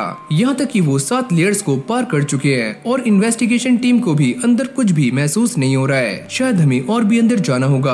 पर तभी अचानक वो अपने सामने कुछ बंदों को देखते हैं जो काफी जल्दी में होते हैं। रिया उन सभी को देखकर ये कहती है कि इन सभी को ऐसा लगता है कि जो मॉन्स्टर्स बाहर आए थे वो इस डंजन में काफी अंदर हैं। यहाँ तक कि ये सारे के सारे लोग रॉयल सेंट्रल से हैं। इस तरफ गिल्ड मास्टर इन सभी को ये बता रहे होते हैं कि जो ई और एफ रैंक के एडवेंचरर्स हैं वो डंजन में जा नहीं सकते, तो इसलिए उन सभी को कुछ और काम दिया जाएगा। वो ये कहते हैं वैसे भी हम दूसरी जगह से खाना इंपोर्ट कर रहे हैं और व्हाइट ब्रिगेड उन्हें सेफ्टी दे रही है। अगर तुम भी कुछ हेल्प करना चाहते हो तो तुम बता सकते हो। तभी रियो उनसे ये पूछता है कि उस वॉर के दौरान जिन मॉन्स्टर्स के मैजिक स्टोन को रिकवर किया गया था उनका कलर क्या था? तुम सच में काफी तेज हो। वैसे ग्रेट टाइटल वॉर के दौरान हमें जो मैजिक क्रिस्टल मिले हैं उनका कलर कुछ पेल जैसा था, यानी कि हल्का पीला। यहाँ तक कि गॉब्लिन और उसके जनरल के भी मैजिक स्टोन का कलर एकदम सेम था। अगली सीन में सारे डंजन में एक अजीब से गेट के सामने आ जाते हैं। इन सभी को ऐसा लगता है कि ये गेट उन्हें किसी और जगह से कनेक्ट कर रहा है और यहाँ पर काफी बड़ी गड़बड़ भी हो सकती है। जिसके बाद ये अपने सारे के सारे इक्विपमेंट्स को तैयार कर लेते हैं। पर जैसे ही ये सारे लोग अपना एक्सपेरिमेंट स्टार्ट करते हैं तो ये सारे कहीं और ही टेलीपोर्ट हो जाते हैं। यहाँ तक कि एबल और उसकी टीम भी टेलीपोर्ट हो चुके हैं। जैसे ही इस सभी के बारे में बाहर बैठी हुई टीम को पता लगता है तो वो भी काफी शॉक्ड हो जाते हैं। और यहाँ पर नटालिया बैठी होती है। वो भी ये देखकर काफी हैरान थी कि डंजन के अंदर से सारे एडवेंचरर्स की रीडिंग गायब हो चुकी है। अब अगली सीन में ये सारे एक अजीब सी जगह पर आ जाते हैं जहाँ पर क्रिम्सन पार्टी और ये बूढ़ा आदमी भी होता है। फिर इस तरफ हम क्लिफ और उसके साथियों को देखते हैं। वो सारे भी इनसे अलग होते हैं। एक बंदा क्लिफ से ये पूछता है कि हम सारे कहाँ पर हैं? मेरे ख्याल से ये सारा कुछ टेलीपोर्टेशन था और वो गेट इस काम के लिए रिस्पॉन्सिबल है जिससे हम यहाँ पर आए हैं। इन सभी को ये बात क्लियर हो जाती है कि जो ग्रेट टाइडल वॉर हुई थी उसका लिंक इस गेट से है। लेकिन तभी क्लिफ के मन में कुछ अजीब सी खिचड़ी बननी शुरू हो जाती है। अगर मैंने इस रूट को डिस्कवर कर लिया तो मैं सभी का हेड बन सकता हूँ। पर ये सारे इस बात से अनजान होते हैं कि काफी सारे मॉन्स्टर्स इनकी तरफ ही बढ़ रहे हैं। इस तरफ सारी की सारी एनालाइजिंग टीम इस बात को लेकर काफी हैरान होती है कि सारे के सारे एडवेंचरर्स की रीडिंग गायब हो चुकी है। पर तभी अचानक वो ये देखते हैं कि उनकी रीडिंग्स दोबारा से आ जाती हैं, पर फिर अचानक से ही गायब हो जाती हैं। तभी यहाँ पर एक बंदा आता है जिसका नाम है क्रिस्टोफर ब्लाट। वो ये पूछता है क्या डंजन में कुछ अजीब हो रहा है? वो ये बताते हैं कि हमारे लोग अभी अभी इस डंजन में गए थे, वो भी एडवेंचरर्स के साथ में, लेकिन वो सारे अचानक से ही गायब हो गए। लेकिन बात करते हुए वो ब्लाट से ये भी कहते हैं कि उन सभी की रीडिंग 40वें फ्लोर से कुछ टाइम के लिए आई थी, फिर दोबारा से वैनिश हो गई। ये सुनते ही ब्लाट भी काफी शॉक्ड हो जाता है क्योंकि आज तक कोई भी एडवेंचरर 38th फ्लोर से आगे नहीं गया। ये बंदा कहता है कि अंदर एक और पार्टी है जिसका नाम है क्रिम्सन पार्टी। नटालिया ये बात जानते ही काफी पैनिक हो जाती है और यहाँ से भाग जाती है। इस तरफ एक लड़की ह्यूग को आकर ये बताती है कि किस तरह से सारे के सारे एडवेंचरर्स गायब हो चुके हैं। यहाँ तक वो ये भी कहती है कि डंजन के गेट पर कोई आपका इंतजार कर रहा है। ह्यूग ये सोचते हैं आखिर वो इंसान कौन हो सकता है। यहीं से हमारा सीन चेंज हो जाता है जहाँ पर रियो कुछ बुक्स को ढूंढ रहा होता है पर उसे यहाँ पर वो बुक्स नहीं मिलती। वो इस बात को याद कर रहा होता है कि वो पहली बार यहाँ पर सैरा से मिला था और वो काफी निराश हो जाता है। लेकिन तभी यहाँ पर सैरा आ जाती है। सैरा उससे ये पूछती है क्या तुम यहाँ पर कुछ ढूंढ रहे थे? वो बस मैं यहाँ पर इसीलिए आया था ताकि मैं पास्ट की सारी इन्फॉर्मेशन को गैदर कर सकूं, स्पेशली ग्रेट टाइडल वॉर के बारे में। सैरा उससे कहती है कि इसमें मैं तुम्हारी हेल्प कर सकती हूँ। सैरा उससे जाते हुए ये पूछती है कि तुम्हें क्या लगता है कि एक्लिप्स और ग्रेट टाइडल वॉर के बीच में कोई लिंक है? रियो ये कहता है कि हाँ मुझे तो ऐसा ही लगता है। सैरा भी उससे कहती है कि हमेशा ही ग्रेट टाइडल वॉर से पहले एक्लिप्स होता है लेकिन इस बार वो पूरी तरह से नहीं हुआ। पर तुम ये सारा कुछ जानना क्यों चाहते हो? अरे बस ऐसे ही। क्या तुम मुझे मैजिक स्टोन्स के बारे में बता सकती हो? ये उसे सारी बातें बताना शुरू करती है। मैं ये भी जानना चाहता हूँ कि अभी अभी जो मॉन्स्टर्स मारे गए थे उन सभी के मैजिक स्टोन्स का कलर पेल था, ऐसा क्यों हुआ? सैरा उससे कहती है अगर ऐसी ही बात है तो वो सारे मॉन्स्टर्स अभी अभी ही स्पॉन किए गए होंगे, यानी कि रिसेंटली। अब रियो उससे ये कहता है कि मैंने ये बात आज से पहले कभी भी नहीं सुनी, कितने सारे गॉब्लिन्स एक साथ स्पॉन हो गए हों और साथ में उनके जनरल्स भी। सैरा भी उसे सारी की सारी इन्फॉर्मेशन दे रही होती है और ये दोनों ऐसे ही बातें कर रहे होते हैं। फिर हमें इस डंजन के अंदर का सीन दिखाया जाता है जहाँ पर ये बंदा कहता है मुझे ऐसा लगता है कि हम इस डंजन में किसी और जगह पर टेलीपोर्ट हो चुके हैं या फिर हम कहीं और हैं। पर वो ये देखते हैं कि उनके सारे के सारे डिवाइसेस सही तरीके से काम कर रहे हैं, यानी कि वो लोग हमारे लिए हेल्प भी भेज सकते हैं। पर जैसी रिया अपने आसपास के इलाके को देखती है तो वो ये कहती है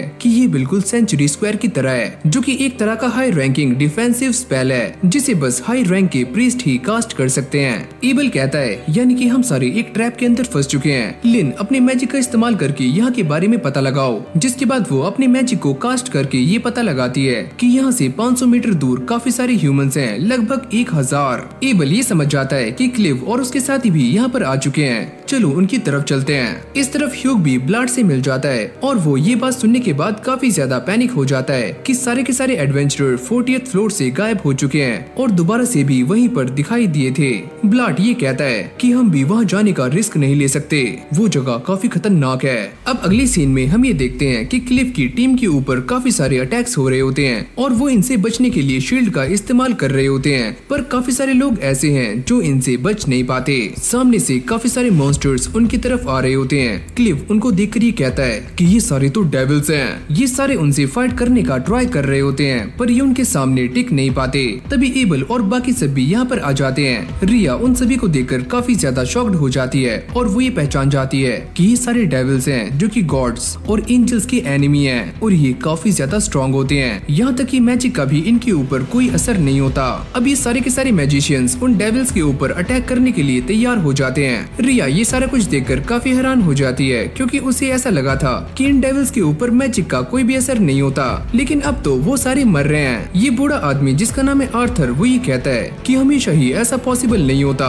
जिसके बाद ये सारे मैजिशियंस उनको दोबारा से मारना शुरू कर देते हैं, लेकिन ये सारे इस बात को लेकर काफी चिंता में होते हैं क्योंकि वो डेविल्स काफी ज्यादा हैं और इनका माना भी काफी जल्दी खत्म हो सकता है। पर तभी अचानक हम ये देखते हैं कि उन सभी के पीछे एक और डेविल है जो कि इन सभी का बॉस है। आर्थर ये कहता है हमारी सारी पावर्स खत्म होती जा रही हैं। एबल ये कहता है तुम सारे पीछे हट जाओ, अब हमारी बारी है। ये बोलते ही सारे के सारे बंदे उन डीमंस पर अटैक्स करना शुरू कर देते हैं और वॉरेन उन सभी का रास्ता साफ कर रहा होता है। एबल उन सभी को मारने के लिए अपनी स्वॉर्ड का इस्तेमाल करता है और ये सारे भी काफी मेहनत कर रहे होते हैं। डेविल्स भी उन सभी के ऊपर अटैक करते हैं पर वॉरेन उनके सारे अटैक्स को आराम से ब्लॉक कर रहा होता है। जिसके बाद ये सारे मिलकर दोबारा से डेविल्स को मारना शुरू कर देते हैं और उनकी खटिया खड़ी कर देते हैं। ये फाइट ऐसे ही काफी इंटेंस होनी शुरू हो जाती है पर तभी अचानक हम ये देखते हैं कि लिन का माना खत्म हो जाता है, यानी कि अब वो फाइट नहीं कर सकती। पर अब भी उनके सामने 6 डेविल्स बचे हुए होते हैं। रिया एबल से कहती है मुझे ऐसा लगता है जो डेविल इन सभी के पीछे है वो इनका प्रिंस है क्योंकि इसकी दोनों ही आंखें अलग अलग कलर्स की होती हैं। एबल भी ये सोचता है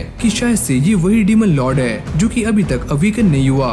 अब एबल उस डीमन लॉर्ड को देखकर काफी गुस्से में आ जाता है। वो ये कहता है कि मैं उस प्रिंस को छोड़कर बाकी के डेविल्स को मारने के लिए जा रहा हूँ। ये बोलते ही एबल उन्हें मारने के लिए आगे पहुँच जाता है पर तभी अचानक हम ये देखते हैं कि ये डेविल प्रिंस इन दोनों के ऊपर अटैक कर देता है और उन्हें पीछे कर देता है। अब वो अचानक से एबल के सामने आ जाता है और उसके ऊपर भी एक जोरदार अटैक करता है, लेकिन एबल इससे बाल बाल बचता है। ये तो सच में काफी स्ट्रॉन्ग है और काफी फास्ट भी। क्लिव के साथी भी इस डेविल को हराने का काफी ट्राई करते हैं पर इस डेविल को कुछ भी नहीं होता, यहाँ तक कि वो टस से मस भी नहीं होता। बाकी डेविल्स इन सभी के ऊपर दोबारा से हमले करना शुरू करते हैं जिससे सारे लोग काफी डर जाते हैं और साथ में उनकी शील्ड भी टूटनी शुरू हो जाती है। जैसे ही प्रिंस एबल के ऊपर अटैक करने के लिए आगे आता है तो एबल भी अपनी शॉर्ट स्किल 0 टर्न का इस्तेमाल करता है पर ये प्रिंस उससे काफी आराम से बच जाता है। और जैसे ये डेविल एबल को मारने वाला होता है तभी अचानक यहाँ पर एक जोरदार पत्थर गिरता है जिसके ऊपर रियो होता है। एबल उसको देखकर ही कहता है रियो तुम यहाँ पर क्या कर रहे हो? वैसे मैं यहाँ पर तुम्हें बचाने के लिए आया हूँ। अगर इस डेविल को मैं मार दूँ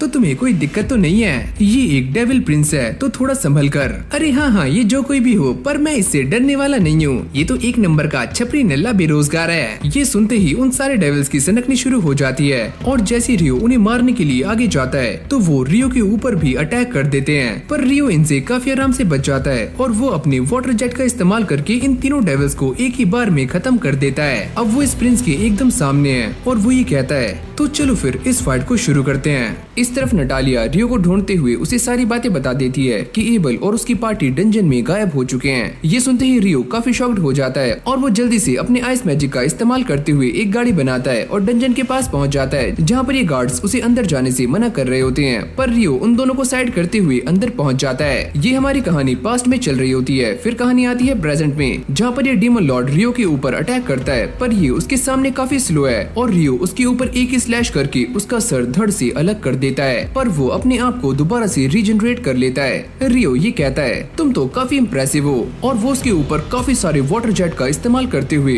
उसके टुकड़े टुकड़े कर देता है, यानी कि उसे पीसेस में बांट देता है। इस अटैक से उसका मैजिक स्टोन टूट जाता है और ये डीमन किंग मारा जाता है। अब एबल रियो को थैंक्स करता है, तुम्हारा शुक्रिया कि तुमने मेरी जान बचाई और तुम सही समय पर यहाँ पर आ गए। आर्थर उसके सामने अपना इंट्रोडक्शन देता है और वो ये बताता है कि वो सारे लोग यहाँ पर क्या कर रहे हैं। एबल रियो को ये बताता है कि ये सारे जो तुमने मारे हैं वो कोई डीमंस नहीं है, ये सारे डेविल्स हैं। ये सुनकर रियो भी थोड़ा सा हैरान हो जाता है, क्या सच में ये सारे डेविल्स हैं? अब ये उन सारे के सारे डेविल्स के मैजिक स्टोन्स को कलेक्ट कर लेते हैं जो कि दिखने में ब्लैक होते हैं। ये सारे इस बात से काफी हैरान थे क्योंकि आज से पहले उन्होंने ब्लैक कलर के मैजिक स्टोन इकट्ठे नहीं किए और ये काफी यूनिक हैं। मैंने भी डेविल्स के बारे में काफी कुछ सुना है कि वो स्पेस टाइम मैजिक का इस्तेमाल करते हैं जिससे वो कहीं भी अपीयर हो सकते हैं। फिर हमें कुछ एडवेंचरर्स को दिखाया जाता है जो कि यहाँ पर एक चीज को प्रोटेक्ट कर रहे होते हैं पर तभी यहाँ पर अचानक से लियोन रे आ जाती है और ये सारे लोग उसे डीमन लॉर्ड समझ रहे होते हैं। तुम्हें क्या लगता है कि मैं एक डीमन लॉर्ड हूँ और तुम मुझे ये क्यों बुला रहे हो?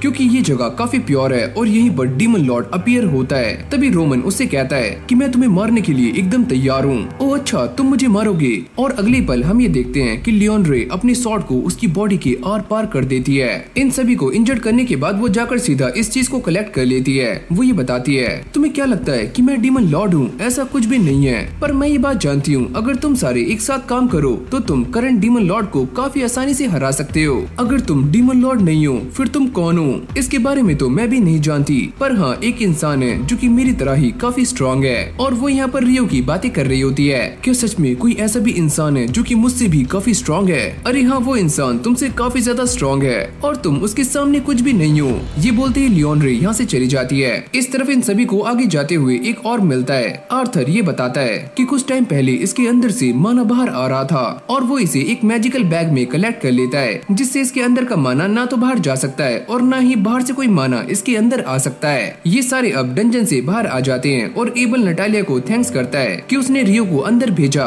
चलो शुक्र है कि ये सारे के सारे सेफ हैं। जिसके बाद आर्थर टेंट में आ जाता है और ह्यूग को रियो के बारे में सारा कुछ बताना शुरू करता है। ह्यूग उससे ये पूछता है, आखिरकार रियो कौन है और वो इतना स्ट्रॉन्ग कैसे है? मैं उसके बारे में ज्यादा कुछ नहीं जानता, बस मुझे इतना पता है कि उसने डंजन में काफी सारे डेविल्स को बड़ी आसानी से ही जान से मार दिया। पर ये दोनों इस बात को लेकर काफी सेटिस्फाई होते हैं कि रियो अभी उनकी साइड है और वो उसे अपने लिए खतरा बनाना नहीं चाहते। अगले सीन में रियो भटकता हुआ कहीं पर जा रहा होता है, पर तभी उसे करी की स्मेल आती है और वो खिंचता हुआ एक रेस्टोरेंट में आ जाता है जहाँ पर उसे सैरा मिलती है। क्या तुम भी इस जगह के बारे में पहले से ही जानते हो? वो ये कहता है, अरे नहीं, मुझे बस कुछ स्मेल आई और मैं यहाँ पर आ गया। खाना खाने से पहले ये दोनों थोड़ी सी बातें करते हैं और जैसे ही उनका खाना यहाँ पर आता है तो ये खाना रियो को भी काफी पसंद आ रहा होता है। अब खाना खाने के बाद ये दोनों बाहर आ जाते हैं जहाँ पर ये डिसाइड करते हैं कि वो दोनों एक फ्रेंडली बैटल करने वाले हैं। अब अगले सीन में हम इन्हें एरिना में देखते हैं जहाँ पर वो ये कहती है कि मैं इस बात को जानती हूँ कि तुम्हारे अंदर अब भी फाइट करने की भूख है जो कि अभी शांत नहीं हुई है। रियो ये बात सुनने के बाद थोड़ा सा हैरान हो जाता है कि वो इसके बारे में इतना कुछ कैसे जानती है, यहाँ तक कि ये भी कि रियो सॉर्ड और मैजिक का भी इस्तेमाल करता है। सैरा ये कहती है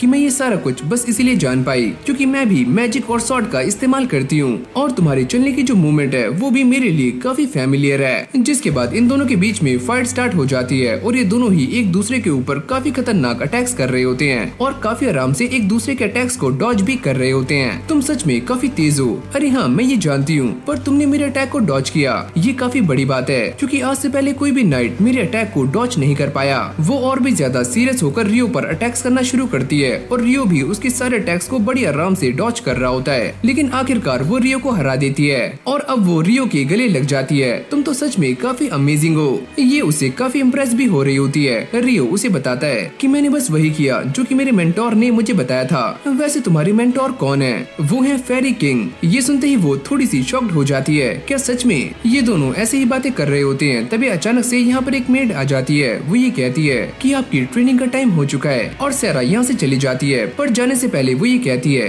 कि ये इंसान काफी इम्पोर्टेंट है तो इसे सही सलामत घर छोड़ देना। अब उसके घर जाने के लिए कैरेज एकदम रेडी हो चुका है, पर जैसे ही वो इसके अंदर जाता है तो यहाँ पर पहले से ही ह्यूग बैठे हुए होते हैं। वो ये कहते हैं कि मुझे आर्थर ने तुम्हारे बारे में सारा कुछ पहले ही बता दिया है कि तुमने उन सभी की हेल्प कैसे की और जिस तरह से तुम अंदर गए थे वो पनिशेबल है और तुम्हें इसके लिए पनिशमेंट मिलने वाली है। और ये पनिशमेंट एक तरह की क्वेस्ट होती है जिसमें रियो को कुछ मर्चेंट्स को एक जगह पर लेकर जाना है और वहाँ से सेफली वापस भी लेकर आना है। जिस जगह पर तुम जाने वाले हो उसका नाम है विटनेश। इस तरफ निल्स उन सभी को ये बताता है कि उसके होम टाउन अबाली ने एक हंटिंग रिक्वेस्ट को सेंड किया है और वो इस रिक्वेस्ट को करना चाहता है जो कि डी रैंकर्स के लिए है और इसीलिए वो रियो से कहता है कि वो उसका साथ दे।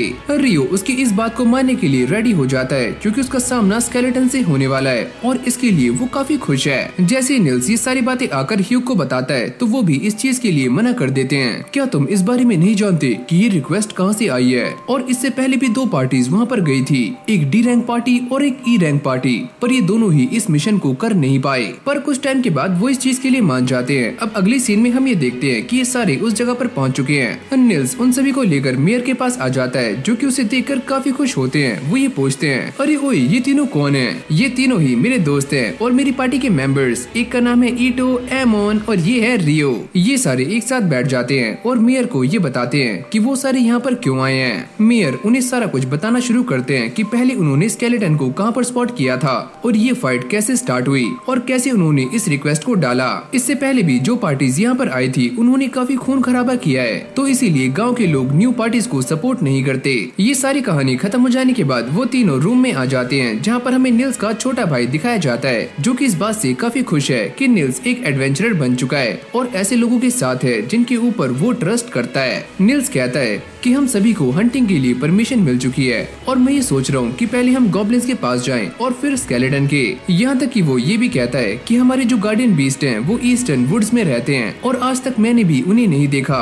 ये सुनते ही रियो के मन में कुछ अजीब अजीब सा चलना शुरू हो जाता है। रियो तुम क्या सोच रहे हो? अरे नहीं कुछ भी नहीं। अगली सुबह मेयर उन सभी को लेकर उस जगह पर आ जाते हैं जहाँ पर उन्होंने पहली बार गॉब्लिन्स को स्पॉट किया था और यहाँ पर काफी सारे गॉब्लिन्स के पैरों के निशान भी होते हैं, जिससे एक बात तो क्लियर हो जाती है कि पास ही में गॉब्लिन्स का डैन है। तभी रियो ये सेंस करता है कि पास ही में से 10 गॉब्लिन्स उनकी तरफ आ रहे हैं। निल्स ये कहता है कि हम उन सभी को जान से मार देंगे सिवाय एक के, जो कि हमारी काफी काम आ सकता है। जैसे ही गॉब्लिन्स यहाँ पर आते हैं तो ये सारे भी अपने प्लान को एग्जीक्यूट करने में लग जाते हैं और इन गॉब्लिन्स को मारते हुए उनकी डैन तक पहुँच जाते हैं और सभी को एक साथ खल्लास कर देते हैं। पर तभी अचानक से उनके सामने गॉब्लिन्स का जनरल आ जाता है। वो ये कहता है, आलू खाओगे? लेकिन तभी रियो अपने मैजिक का इस्तेमाल करते हुए इस जनरल को नीचे गिरा देता है। अब इसका मैजिक स्टोन लेने के बाद ये सारे दोबारा से गांव में आ जाते हैं, जहां पर मेयर उन सभी को एक लेडी से मिलवाते हैं, जो कि इस विलेज की एडवाइजर है, जिनका नाम है मिस्ट्रेस नासू। वो इन सभी को अपने साथ चलने के लिए कहती है। रियो को ऐसा लगता है कि ये सारे गार्डियन बीस्ट से मिलने के लिए जा रहे हैं। जब ये सारे वहाँ के लिए जा रहे होते हैं, वो ये नोटिस करते हैं कि नासू के पास अर्थ मदर गॉडेस का एक पेंडेंट है। वो ये बताती है कि मैं हीलिंग मैजिक का इस्तेमाल करती हूँ और जैसे तुम सारे इंचांटेशन का इस्तेमाल करते हो किसी भी स्पेल को कास्ट करने के लिए, पर हम ऐसा नहीं करते। जिसके बाद ये सारे गार्डियन बीस्ट के केव के बाहर आ जाते हैं और जैसे वो बाहर आता है तो ये सारे इस बात को देखकर काफी शॉक्ड हो जाते हैं कि वो एक फेनरिर है। ये गार्डियन बीस्ट रियो को देखते हुए उससे ये कहता है कि मेरा नाम है कुशिन, तुम्हारा नाम क्या है? नासु भी ये चीज देखकर काफी शॉक्ड हो जाती है कि पहले गार्डियन बीस्ट ने अपना नाम बताया, वो भी रियो को। ये गार्डियन बीस्ट सभी को स्केलेटन्स के बारे में बताना शुरू करता है कि वैसे यहाँ पर 30 स्केलेटन्स हैं, पर इसके अलावा भी एक और स्केलेटन है जो काफी खतरनाक है और मैंने उसे श्राइन में कैद किया हुआ है, पर उसे लंबे समय तक श्राइन में कैद करना बिल्कुल भी पॉसिबल नहीं है। तो जब तुम इन 30 स्केलेटन्स को जान से मार दोगे तो मैं उसे रिलीज कर दूंगा ताकि तुम उसे भी जान से मार पाओ। ये सारे भी ऐसा ही करते हैं और 30 के 30 स्केलेटन्स को मारने के बाद ये फाइनली श्राइन के गेट को ओपन कर देते हैं, जिसके अंदर से एक काफी खतरनाक आर्क स्केलेटन बाहर आता है। सही मौके का इशारा मिलते ही ये गार्डियन बीस्ट इस स्केलेटन को आजाद कर देता है, पर जैसे स्केलेटन नीचे कदम रखता है तो रियो अपने मैजिक का इस्तेमाल करते हुए नीचे की जमीन को बर्फ में कन्वर्ट कर देता है, जिससे कि वो नीचे गिर जाता है और ये दोनों उसके ऊपर अटैक कर देते हैं। और ये स्केलेटन काफी खतरनाक है और दोबारा से खड़ा हो जाता है, पर उसे यहाँ पर खड़े होने में काफी दिक्कतें आ रही होती हैं और निल्स उसके सर पर एक जोरदार अटैक करता है, पर उसका सर भी काफी मजबूत है जिससे उसे कुछ भी नहीं होता। जिसके बाद निल्स उसके नेक पर अटैक करके उसे जान से मार देता है और अभी सारे अंदर आ जाते हैं, जहाँ पर वो ये देखते हैं कि उनके सामने एक स्टैचू है जिसके अंदर से एक पार्ट मिसिंग है। इन सभी को ऐसा लगता है कि ये केव कहीं न कहीं से पावर को डिराइव कर रही है। नासु ये कहती है कि चलो हम सारे बाहर चलते हैं और मैं अपनी सॉर्सरी से इस केव को सील कर दूंगी। जिसके बाद ये सारे बाहर आ जाते हैं और इन सभी का ये मिशन कंप्लीट हो जाता है, जिससे ये सारे काफी खुश हैं। फिर हम दो नाइट्स को प्रैक्टिस करते हुए देखते हैं और जैसे उनकी ये प्रैक्टिस खत्म हो जाती है तभी एक बंदा यहाँ पर आता है। वो ये कहता है कि तुम सारे ध्यान दो, कमांडर को तुमसे कुछ बात करनी है। अगली पल कमांडर यहाँ पर आ जाती है और वो ये कहती है मैं और लेफ्टिनेंट 2 महीनों के लिए विटनेस जा रहे हैं और जब मैं वहाँ से आऊंगी तो मुझे तुम सभी के अंदर काफी अच्छी इम्प्रूवमेंट चाहिए। ये बोलते ही वो यहाँ से निकल जाती है और ये जो बंदा है वो एक इन्फर्नो मैजिशियन है।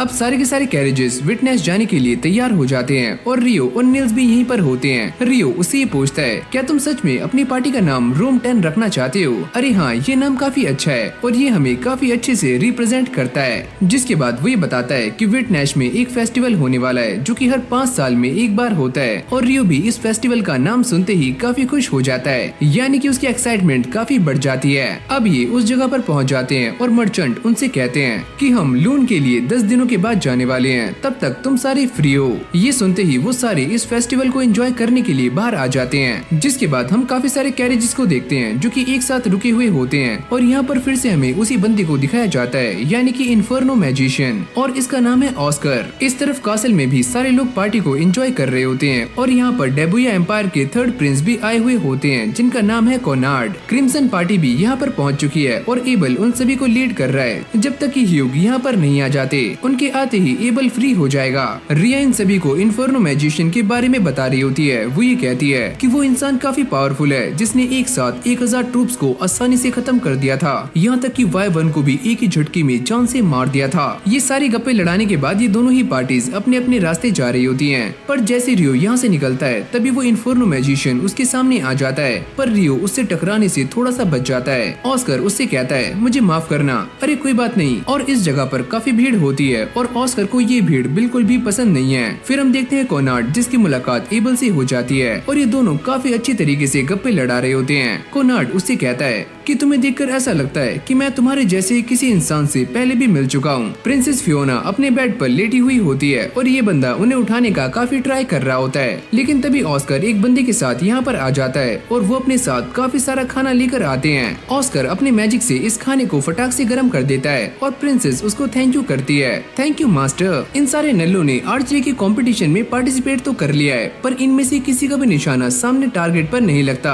एबल इन सभी को देखकर ये सोचता है कि इन सभी को देखकर मुझे अपना बचपन याद आ रहा है जब मैं छोटा बच्चा था। रियो उससे कहता है कि अब निशाना लगाने की तुम्हारी बारी है और जैसे ही एबल निशाना लगाता है तो सारे लोग ये देखकर काफी इम्प्रेस हो जाते हैं क्योंकि तीर एकदम निशाने पर लगता है। सारा भी रियो को ढूंढने का काफी ट्राई करती है पर उसे रियो कहीं भी नजर नहीं आता और वो उसे इस बारे में बताना चाहती है जो कि वो लाइब्रेरी में ढूंढ रहा था। नीना उसे कहती है कि रियो अभी टाउन में नहीं है और उसे आने में लगभग 1 हफ्ता लग सकता है। ये सुनते ही वो काफी शॉक्ड हो जाती है क्योंकि उसे इस बारे में बिल्कुल भी ज्ञान नहीं था। अब वो काफी सैड होने के बाद यहाँ से चली जाती है और फिर हमें दोबारा से रियो और उसके साथियों को दिखाया जाता है जिन्होंने एक बोट रेस में पार्टिसिपेट किया हुआ है। पर रियो दूर से खड़ा हुआ उन सभी को नोटिस कर रहा होता है, लेकिन भाई रेस स्टार्ट होते ही निल्स और डैन के बीच में फाइट स्टार्ट हो जाती है और ये दोनों ही लड़ते लड़ते अपनी अपनी बोट्स को तोड़ देते हैं। यहाँ तक कि वो अपने साथियों के भी चप्पू को तोड़ देते हैं और ऐसी फाइट करते हुए आगे जा रहे होते हैं। पर तभी अचानक हम ये देखते हैं कि इन दोनों की बोट्स आपस में भिड़ जाती हैं, जिससे ये सारे पानी में गिर जाते हैं और इस रेस में लास्ट आते हैं। लेकिन भाई फिर भी इन दोनों की किस्मत काफी अच्छी होती है कि लास्ट आने के बाद भी इन दोनों को रिवॉर्ड मिल जाता है क्योंकि इन्होंने जनता को काफी ज्यादा एंटरटेन किया। लेकिन अब भी ये इस रिवॉर्ड को लेकर लड़ रहे होते हैं। अभी सारे खड़े हुए एक शिप को नोटिस कर रहे होते हैं जिसकी बनावट कुछ अजीब सी होती है। तभी ह्यूग यहाँ पर आ जाते हैं और वो ये बताते हैं कि ये वाली शिप रेन शूटर है। वैसे ये वाली शिप काफी यूनिक है क्योंकि ये विंड मैजिक और वाटर मैजिक के कॉम्बिनेशन से बनी है। विंड मैजिक इसे पानी के ऊपर रखता है और वाटर मैजिक इसे पानी के लेवल पर। जिसके बाद ये सारे एक शॉप में आ जाते हैं क्योंकि ईटो को एक क्रॉसबो चाहिए होता है ताकि वो इन सभी की फाइट में हेल्प कर पाए। अरे बच्चे, तुम ये वाला ले सकते हो, इससे तुम एक बार में काफी सारे एरोस को शूट कर पाओगे।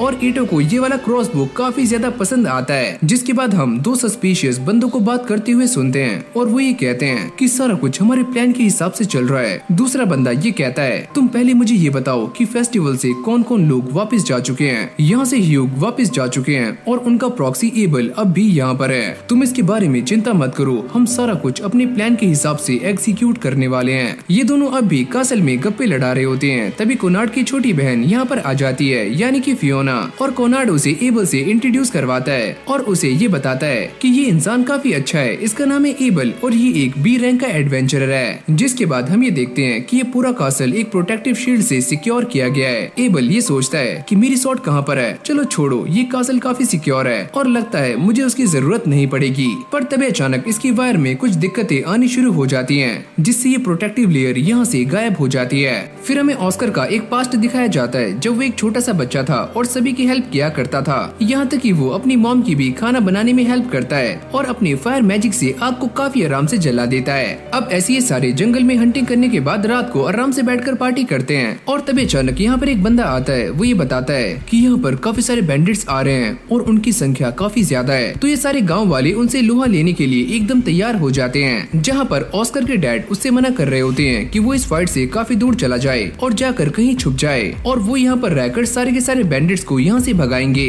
पर तभी अचानक से यहाँ पर एक बैंडिट अंदर आ जाता है और अंदर आने के बाद इस डोर को ओपन कर देता है, जिससे सारे के सारे बैंडिट्स अंदर आ जाते हैं और सभी को मारना शुरू कर देते हैं। यहाँ तक कि एक बैंडिट ऑस्कर की मॉम को भी जान से मार देता है। ऑस्कर अपने फायर मैजिक से इस इंसान को भूनने का भी ट्राई करता है, पर ये इंसान टस से मस नहीं होता।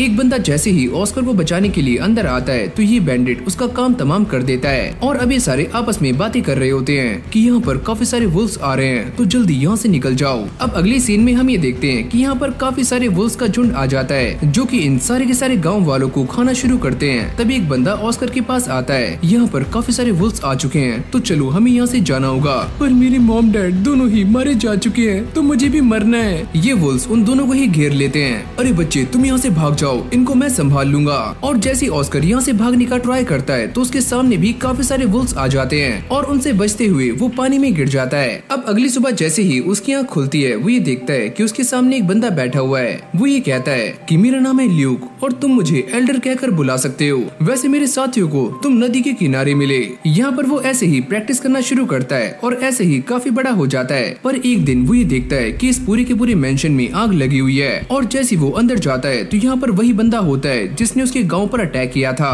और वो इस बंदे को भी जान से मार देता है। ऑस्कर इसे बचाने का काफी ट्राई कर रहा होता है पर वो इसे बचा नहीं पाता। अब यहीं से हमारा सीन चेंज हो जाता है, जहाँ पर हम ऑस्कर को देखते हैं जिसकी हालत काफी खराब होती है और उसके मन में बस दो ही नाम होते हैं, पॉच और बॉस्कोना। ये दोनों वही नाम है जो कि ऑस्कर को हर बार सुनाई दिए थे जब उसके गाँव में अटैक हुआ था और इस मेंशन में भी। कहानी दोबारा से प्रेजेंट में आती है जहाँ पर इस पूरे के पूरे मेंशन में फायर अटैक हो रहे होते हैं और इससे काफी सारे लोग इंजर्ड हो जाते हैं। फियोना अपने हीलिंग मैजिक का इस्तेमाल करके अपने भाई को बचाने का ट्राई करती है पर वो काफी इंजर्ड हो चुका है, जिसके बाद यहाँ पर एक इमरजेंसी सिग्नल को लॉन्च किया जाता है जिसको ये सारे लोग देख लेते हैं और साथ में रियो भी।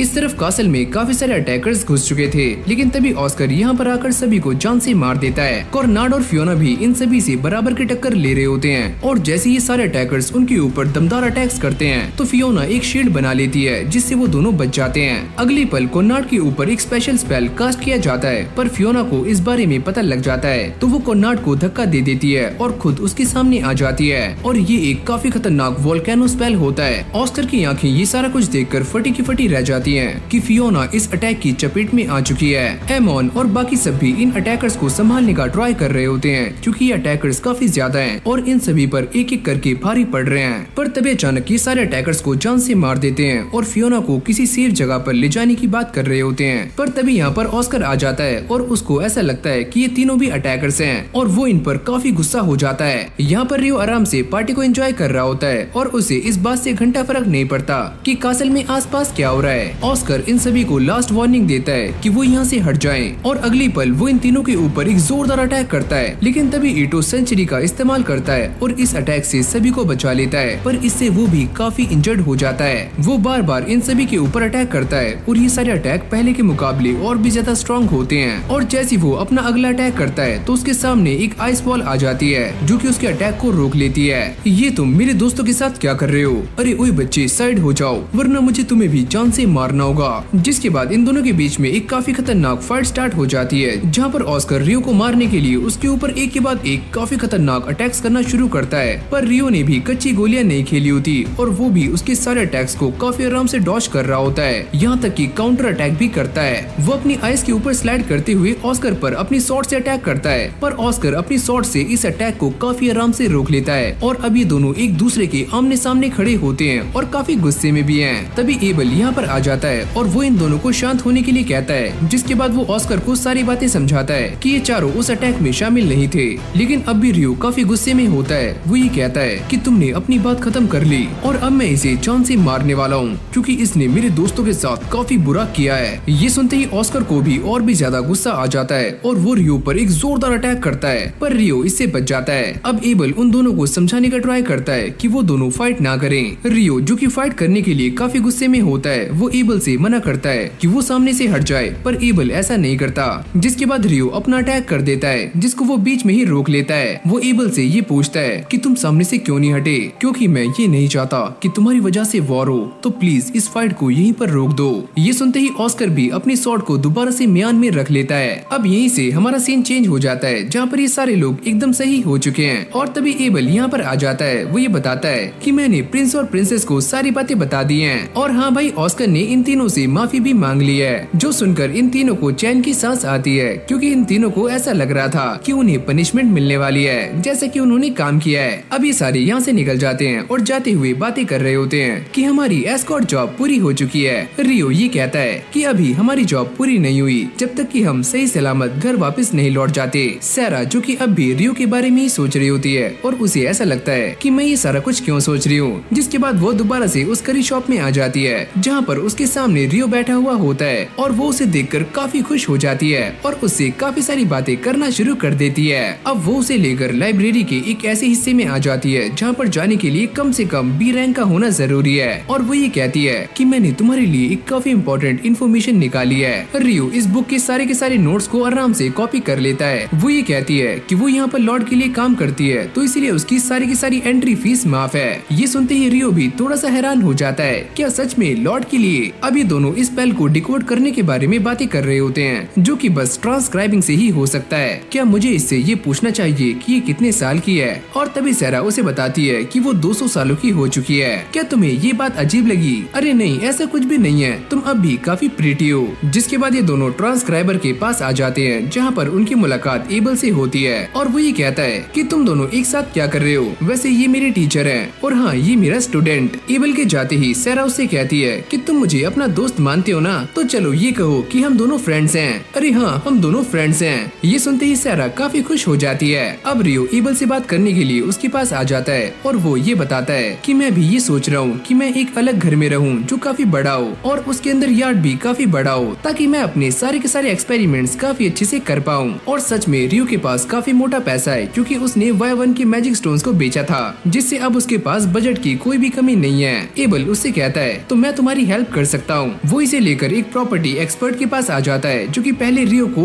कोई भी घर देने से साफ मना कर रहा होता है। जब एबल उसे बताता है कि रियो कौन है, तो वो इसे प्रॉपर्टी देने के लिए मान जाता है। अब अगली सीन में सारे प्रॉपर्टी देखने के लिए शहर से थोड़ा दूर आ जाते हैं, और रियो इस प्रॉपर्टी को काफी अच्छे से चेक करता है। और ये एक काफी बड़ा फार्म हाउस है, जो कि रियो को बहुत अच्छा लगता है। वैसे बच्चे, इस घर की कॉस्ट 5 करोड़ फ्लोरिन्स है। अरे हाँ, कोई चक्कर नहीं। वैसे तुम आलू खाओगे? गॉड भी इस बात को काफी अच्छे से जानते हैं कि रियो और ऑस्कर के बीच में ऑलरेडी कॉन्फ्लिक्ट हो चुका है, और आगे चलकर ये कॉन्फ्लिक्ट और भी ज्यादा खतरनाक हो सकता है। यहाँ तक कि वो ये भी कहते हैं कि जो सेफ और पीसफुल लाइफ रियो को चाहिए थी, वो उससे काफी दूर है। लेकिन भाई सच में ये वाली एनिमे काफी ज्यादा इंटरेस्टिंग थी, और आगे चलकर इस एनिमे के अंदर और भी ज्यादा मजा आने वाला है, जहाँ पर हम रियो और ऑस्कर को दोबारा से आमने सामने देख सकते हैं। और अगर इन दोनों की फाइट दोबारा से हुई, तो फाइट का लेवल काफी ज्यादा इंसेन होने वाला है। और इस एनिमे का सीजन 1 अब यहीं पर एंड हो जाता है। एंड आई होप कि आपको ये वीडियो काफी अच्छी लगी होगी। अगर आपको ये वाली वीडियो अच्छी लगी हो, तो वीडियो को लाइक करके चैनल को सब्सक्राइब करना मत भूलना।